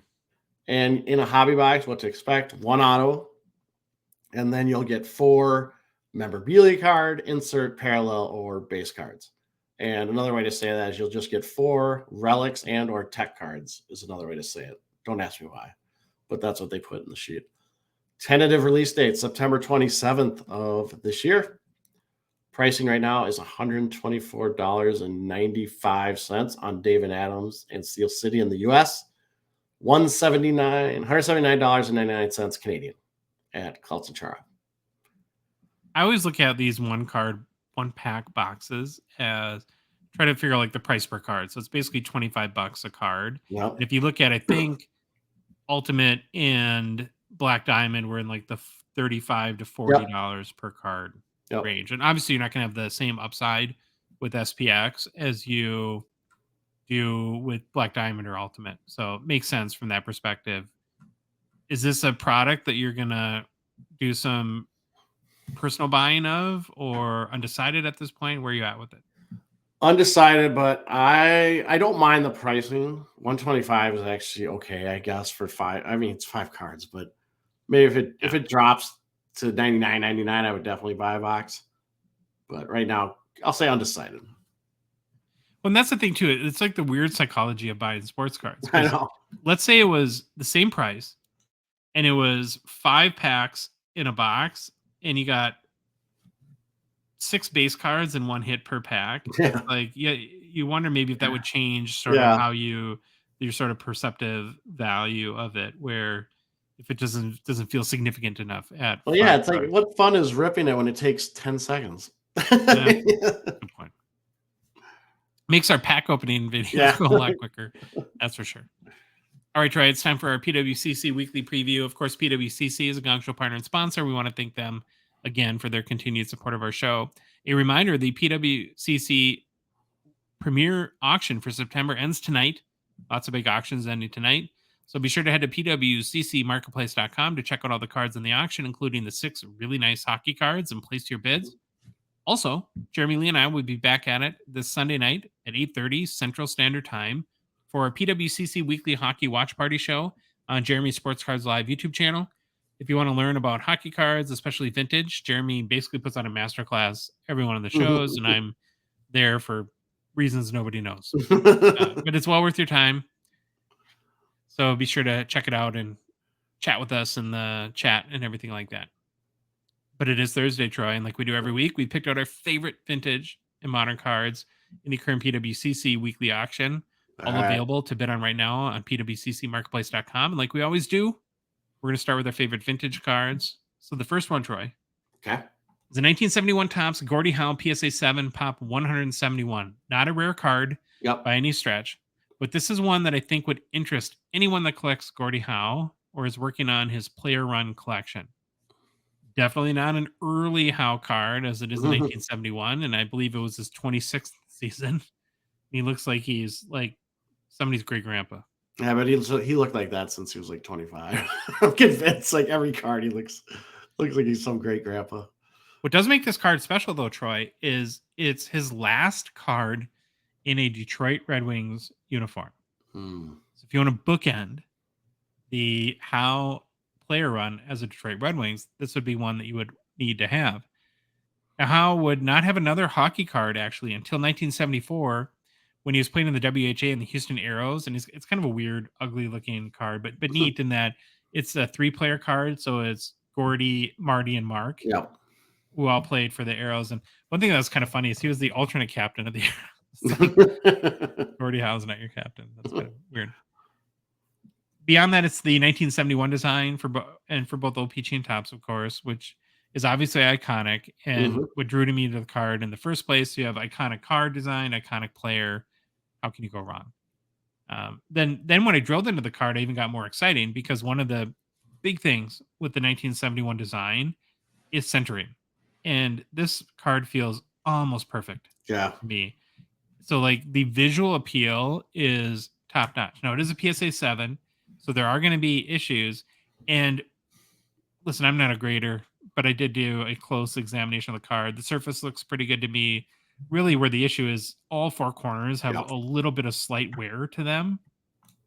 But the way I really look at vintage cards, Troy, is what's the visual appeal of the card? And you have to get pretty close to see the imperfections. And so if you want a cheaper alternative to Gordie Howe's last card in a Detroit Red Wings jersey that looks amazing from afar, and you really can't see the issues unless you look at, by really close or under a microscope or something like that. So yeah, I think it's a great option. Last sale for 1971 Topps Gordie Howe PSA 7 was $50 US. on September 9th. All-time high, $145 this past July. And I think because there's 171 PSA 7s, that the price in any auction or sale is going to be really dependent on the condition of the card, and you're going to have a big spectrum of difference between what would be maybe the lowest PSA 7 versus the highest. So that's going to really factor into the price. You got a current bid? I did. I had to frantically look it up since I forgot to look it up before the show. $27 US. You can see it on the screen if you're big money. Looking. Yeah, big money, big money. All right, Troy, you got the next vintage card. I do got the next vintage cards. All right, this one's very interesting. I'm going to show it on screen first if you're watching at home. So I'm looking at the 1939 V301-1 OPC Frank Brimsek, I think, or Brimsek. Apologies, I probably said it wrong. PSA 4.5. It's got the PWCC eye appeal, or the PWCC, I don't know what you call it, -E eye appeal rating, which means it's in the top 15% of those PSA graded 4.5s, right? Is that what that means? Or what is that? I think the E is, yeah, it's exceptional. Yeah, so, exceptional. Sorry. I totally blew that. This card looks like haunted goalie card. Yeah, it's pretty creepy, isn't it? Yeah. PSA pop, they put on the description, 1 of 2 was 7 higher. So let's think about that. 1 of 2 was 7 higher. I'm going to show you just the back real quick because OPG, I like that they have blank packs. But just in full transparency, I went to the PSA database, and obviously here's the card, the Frank Brimsek 1939 OPG V301-1. The 4.5s, I can see there's 2, but there's 20 graded higher. So I just want to make sure everyone's aware, if this is a card you're interested, make sure you know this. There's 20 graded higher. You're nothing if not thorough, Troy. Hey, congratulations. Verified, double check. I gotta look up stuff. All right, so what jumped out to me immediately at this card is that it's truly a vintage card, 1939. Falls right in my wheelhouse being a goalie. It's got a sweet picture on the front. Plus that name, his name rang a bell to me, and I was like, my Minnesota radar went off, and I'm like, I'm pretty sure this guy's from Minnesota. I've heard of him. And so we'll get to that in a bit. So I did a little research, found out, spoiler, he was. So let's start looking at the set this card came from, because I didn't know a lot about the 1939 V301-1 OPC. And looking at TCDB, this is the only set of hockey cards produced for the 1939-40 season in their database. So I thought that was pretty cool. Mm-hmm. Interesting note, and I don't know if this is true or not, but that Cardboard Connection in their write-up of this set says that while many consider it an OPC card, there's actually no proof that they produced them. I was like, okay, so we're all just going to immediately say that OPC. And I just was thinking to myself, Jeremy Lee had that book he showed us. There's like the history of OPC. I need to order that book now because I'm going to see if these cards are in there, because that seems like such a bold claim that no one knows if they actually produced this. But yeah, maybe ask Jeremy. He might bring this one up. Maybe ask him that on the show on Sunday. All right, so looking at this card, or this set, these cards were actually called premiums. And if you can't really tell by the picture, this is a 5x7 inch card.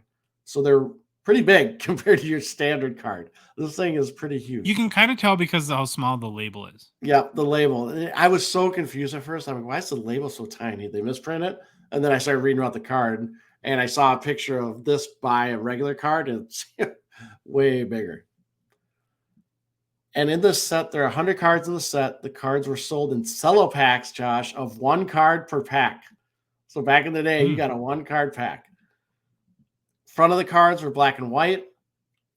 They have a player picture. Sometimes the player was in a suit instead of their uniform. Under the picture, a typed font identifies the player, team position, team and position. Card number appears in the lower right corner. The backs of the cards are blank, which I showed earlier. Obviously, the blank backs. Key players in the set are Eddie Shore, Sid Abel, Turk Broda, Charlie Conacher, and Frank Brimsek, who we're looking at here. All right, again, this card, PSA 4.5. I have never seen these in person, but I can guarantee I'm going to find one at the expo now that I've seen this and researched it. But man, this picture looks absolutely fantastic. Like, you zoom in, it's like 4.5. I must be surface issues maybe because edges look nice, centering looks pretty decent, corners look almost square. I'm wondering, looks like maybe they're staining. It could be the picture. I don't know. But this looks like a great card. It looks really good shape. In the 1930s, were goalies allowed to bend their knees? This is why are they always like hunched over? Like stand up, baby. That's how they played. Plus, look how, I mean, even their pads are super low. Like his knee is probably right in here. Like now they come up a lot higher. But look at these gloves. It's crazy. I could have never imagined playing goalie in that stuff. Because look at these pads. They look like they weigh 50 pounds. They look horrible. But yeah, so again, this card looks fantastic. You look at the back too. I mean, obviously it's a blank back. There's some stuff down here on the lower left, but man, I think it looks really good. But so it's a 4.5. Picture look great. Love the old goalie gear. And now I gotta learn a little bit about Frank. So Josh, I was right. He's from your neck of the woods.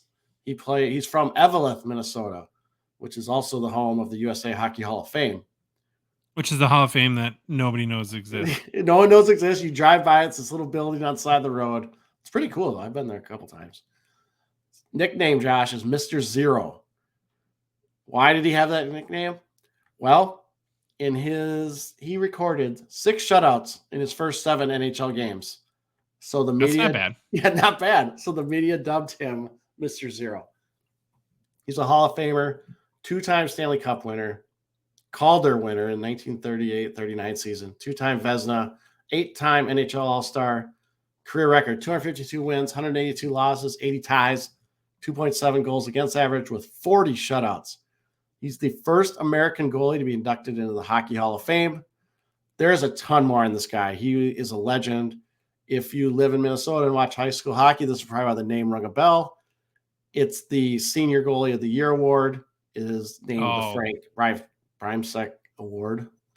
I apologize. I'm not going to get on my soapbox on why it's ridiculous that can only be seniors that win Goalie of the Year. But is that awarded to both boys and girls? The Brimsek is on the boys' side. On the girls' side, since they're so creative, it's just called the Senior Goalie of the Year. Oh, okay. Last the Troy Iverson Senior Goalie of the Year award? Oh, no, it will never be that. It will never be that.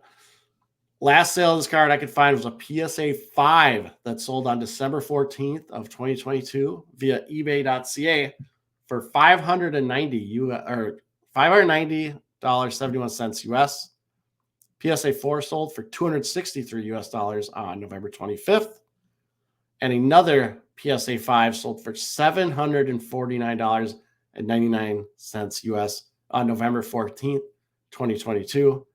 And I did find that this exact card, PSA number matched and everything, sold on November 7th of 2021 for $767.89 US. Lots to get to. Current bid, $29 US. You should buy it and donate it to the Hockey Hall of Fame in Eveleth, Troy. I should. They might have. I wonder if they have one. They probably got one. Yeah, I'm sure they do. All right, the last vintage card, Troy, is a 1951 Parkhurst Teeter Kennedy PSA 6 Pop 42, 78 graded higher, so not super rare. Mm-hmm. Highest PSA grade is 9, for which there are 2. I picked out this card solely for the name. Let's be honest. Teeter is just an awesome name. Troy, I think you should change your name to Teeter. Teeter, Troy Teeter, maybe. Welcome back to the Hockey Cards Gongshow podcast with your hosts Josh and Teeter. Josh and Teeter. Yeah, I love it. I feel like it's a goalie coach name, isn't it? Doesn't seem like that. Like a Tendy. Sounds like Tendy, like goaltendy. Teeter the Tendy. He wasn't a Tendy though. Okay, enough about the name, but it's an awesome name. It is also a 1951 Parkey. The card is in pretty good shape, and decent condition for a PSA 6. But yeah, it's the name. Did you know anything about Teeter, Troy? I did not. Neither did I. So it's also an opportunity, again, why we love this segment, to learn about players that were legends in the NHL and maybe from an original 6 team in that part of that era.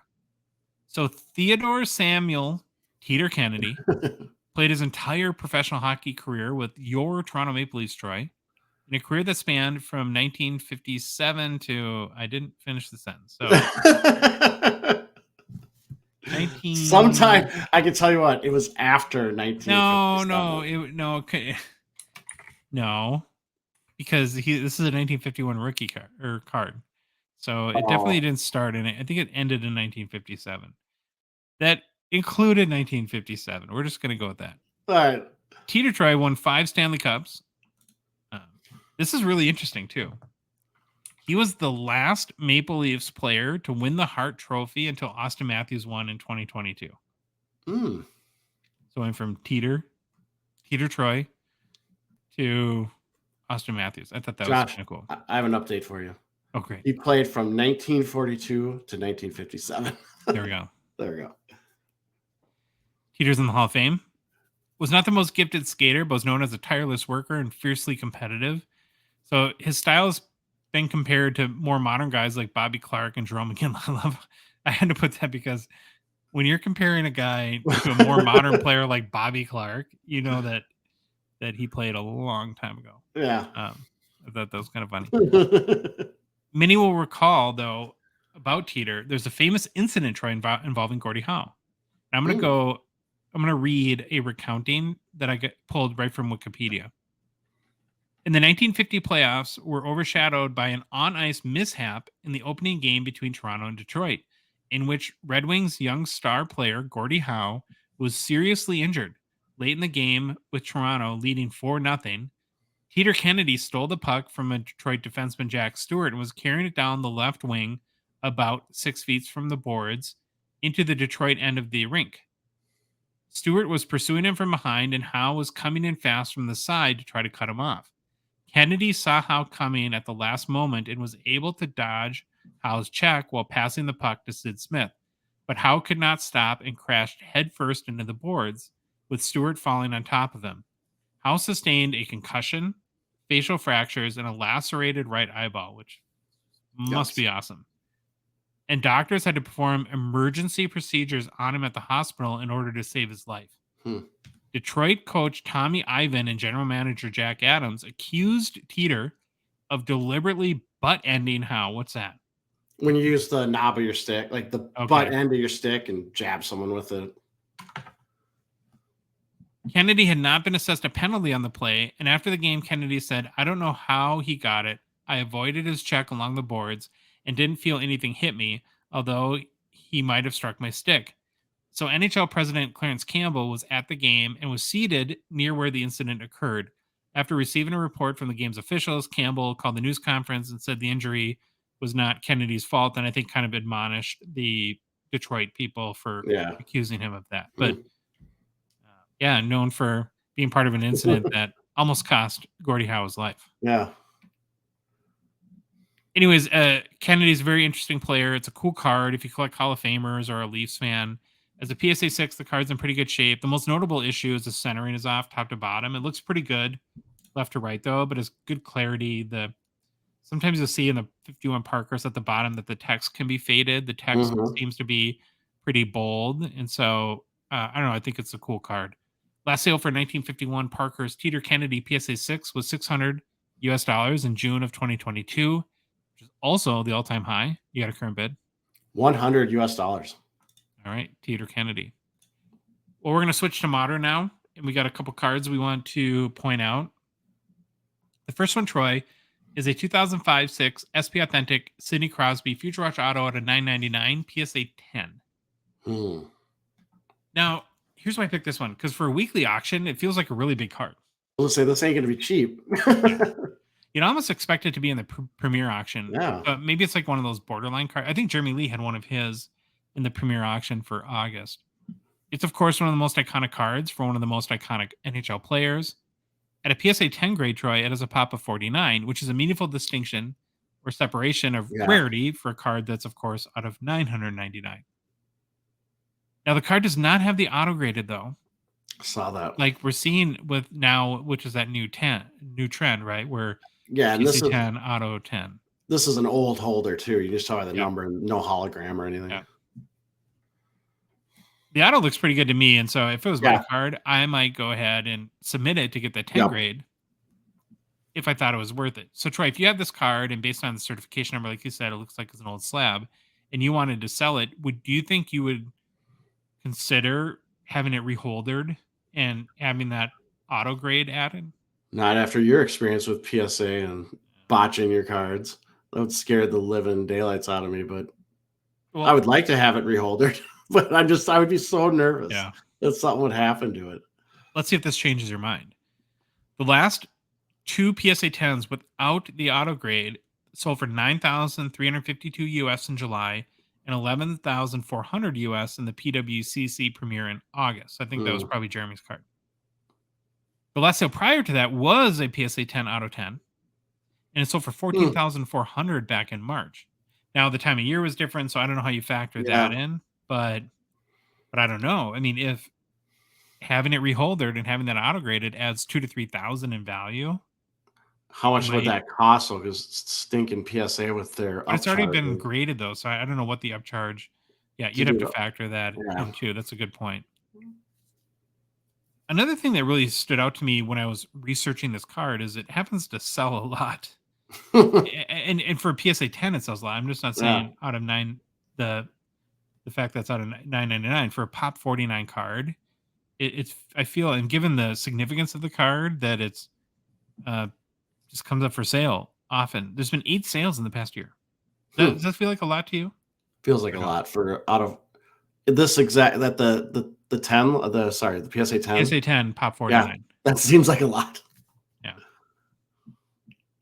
And it's not like the limited logos that we talked about in our last preview, just as a comparison, where the 2009 limited logo Crosby, I think the prior sale was, and that was out of 50. So this is a PSA 10 as a Pop 49, like 3 years prior. And that's kind of maybe why it felt like it sold a lot, maybe to me. Last sale for 2005 SB Authentic Sidney Crosby Future Watch Auto at a $9.99 PSA 10 was $11,400, as mentioned in the PWCC premiere from August. All-time high, Troy, $21,101 US in November 2021 for a PSA 10 Auto 10. You got a current bid? $6,250 US. Okay, so your modern card is I hadn't seen this. It's a 1985 LA480. I talk about this. So Josh, okay, here's the deal. I'm going through like I do every time, going through it, and I see this. I'm done. I'm stopping immediately when I see this card. If it's Ally Afraidy and it's a rookie card of Ally Afraidy, I'm in. I am so in. I am stopping, and this is the card I'm going to look at. And yes, it's 1985. Maybe I'm stretching the term modern, but guess what? It's my show, our show. Yeah. I'm on it. I can do what I want. So that's why You've got the freedom. The very modern 1985 OPT Ally Afraidy. I just can't bury the lead. Josh, this is the guy that might have the best skullet we've ever seen in the history of the world. It might be the only skullet anyone's ever seen. If you're watching on YouTube, look at the nice party in the back, bald on top, and then a little on front. So it's the skullet. Just looks fantastic. You picked this card just for that picture. Be honest. I do love that picture. Hey, I was an Ally Afraidy guy. I loved Ally Afraidy. So before we get into it, let's look at the stats. Let's learn about Ally Afraidy. His nickname was the Planet, and it said for his peculiar personality. So maybe like he's on another planet. I don't know. Seemed kind of funny. For his career, he had 152 goals, 311 assists for 463 points in 799 games played. He also had 1,301 penalty minutes. Jeez. So he was. I remember him being a really physical guy. I was actually impressed. He over a half point per game player. So I thought that was pretty interesting. He was the 4th overall pick in the 1984 NHL entry draft by Toronto. And this is why I remember him and I loved him when as a kid. He had an absolute rocket of a slap shot.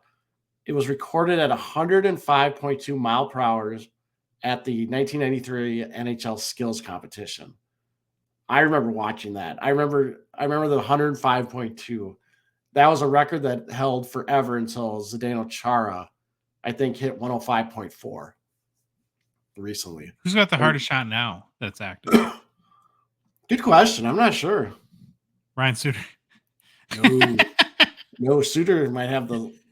Or if he's got the slap shot of it. A marshmallow thrower, Ryan The Suter. marshmallow Okay. thrower. Yeah, so Eifert, actually known as a tough guy, like I said, but he had a career point per game of 0.58, which isn't that bad for a defenseman playing in the era he did and also being very physical and spending a lot of time in the box. Obviously, one of my favorite players as a kid. Card itself, PSA 9, looks pretty good overall. There's really nice color. I like the blue. There's definitely some roughness around the edges. If you zoom in, you can see it. Tad off center. If you look at the back, you can actually see a little more wear around the top. Kind of. That would be the OPG rough cut, though. It's the rough cut. Totally rough cut. Bottom left corner. There's a little bit of wear there, but overall looks really good. The color looks great on the picture, especially on the back of the card, but even the front looks really, really nice. PSA 9 of this card has a pop of 136 with 29 graded higher, and there's 262 total PSA graded copies of this card.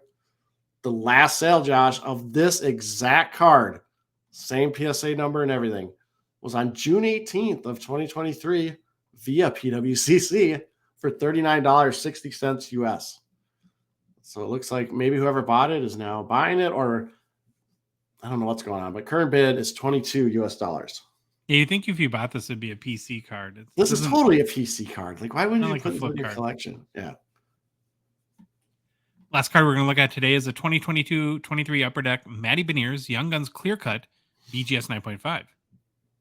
So Troy Beniers is ready to start his second full season, coming off a successful Calder campaign in 2022-23, where he had 24 goals, 33 assists for 57 points in 80 games played. Was also a plus 14 and plus minus for whatever that is worth. In the playoffs, he added 3 goals, 4 assists for 7 points in 14 games played, maybe a little quieter than he was in the regular season in his first postseason. But again, won the Calder. I picked this one because it's one of those logical alternatives to a base Young Guns. Yep. If you're looking for Young Guns that does not have high pop counts that the base cards obviously typically have. So as an example, his base Young Guns PSA 10 already has a pop of 989. Where you look at the clear cut Young Guns, like in this case, BGS 9.5 is a pop of 3, and PSA 10 pop is 13. So it's a combined pop count between BGS and PSA 10 of 16. Are you a clear cut guy? Do you like the Young Guns clear cut? Yeah, I think I do. I haven't seen a lot of them, but I do like. I like them better than just the regular. If I'm trying to go that route, like you kind of said. My question is on this picture: is this is the regular Beckett holder? Is it just because it's a white background or something? Like it looks weird. I think it's on a white background. Yeah. Okay. Is there any other Young Guns parallel you like more than the clear cut? Oh yeah, I'd rather have the high gloss. High gloss. I think the one that you compare clear cut to at a PSA 10 would be like an exclusives raw. So I tried to look up some data on that. So the last raw exclusives out of 100 sold for 940 US. And there have not been any sales because this is a pop 3 at BGS 9.5 of the clear cut. But there was a PSA 10 that did sell for 1,000 on September 5th. So it is pretty much equivalent to a raw exclusives out of 100. So does that change at all? Like, would you take the Gem Mint clear cut, or I would probably lean to the exclusive still, but I still like the high gloss. I just like how it says like what's out of 10 though, so you're gonna pay a lot more. Yeah. We asked me which one I like better. I like high gloss. All right. You're right. I did ask that. So and then when I think about clear cut too, the other kind of wonder I had is now that there's more, and this is more of a going forward thing because but when you look at like this year's rookie class, given that there's all these new parallels, will clear cut have the same standing in the hobby and command the same values as like where will it stand between like the Outburst 250 Bedard versus a clear cut Bedard, that sort of thing. All right, you got a current bid? $380 US. Sweet. All right, we're gonna end the show like we do with personal pickups. Troy's got nothing. Got nothing. All right, man. It's all right. Again, I'm carrying the team here. I got, well, I should say I don't got nothing, but I got no hockey cards. That's what I'll say. Oh, interesting. So I have two. My first pickup is a card, another one that I bought on Gongshow sponsor my card post. It's a 2016-17 OPG Platinum Matthew Tkachuk marquee rookie Ice Blue Tracks Raw. So the Ice Blue Tracks had a 1 in 10 pack odds, not super rare. Mm-hmm. But I like the way the card looked. Yeah. And how it looks. And I kind of use this as an opportunity to kind of go through my process when I look at raw unnumbered cards like this. So I'll look up the PSA 10 pop report to see, or PSA pop report to see how many 10s there are and get some sort of indication how rare the card is or readily available these cards are. So in this case, the Tkachuk Ice Blue Tracks PSA 10 is a pop of 5 with 10 total cards submitted. So not a lot, so pretty low. The next thing I'll do, Troy, is I'll look at eBay and search the card and see how many are up for sale. So there's currently 2 that raw that are for sale, 2 PSA 10s and 1 PSA 9. So again, it's not like if there's like 50 or 100 available, then it's like, maybe this is one to stay away from. And then the last thing I'll check is, of course, the sales reports.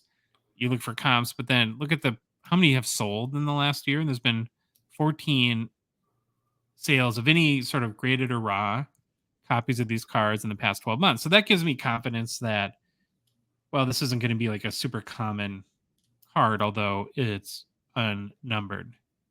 Anyways, that's the process I use. Yeah. Best part of it, though, is because I bought it on my card post and they don't charge selling fees, that sellers can list cards cheaper than they would on eBay or another platform and make the same amount of money that they would get selling on my card post. So I got the card about, I think, like $5 to $6 less than, I mean, it was like a $35 card. I think I paid like $28 for it. Like so it's a big win-win for the buyer and seller, right? It's easier for the seller to sell the card because they can offer it cheaper than on eBay. They make the same amount of money, and I get to save $5 to $6. And the only people suffering are eBay, which nobody feels sorry for because they have enough money to last a million lifetimes.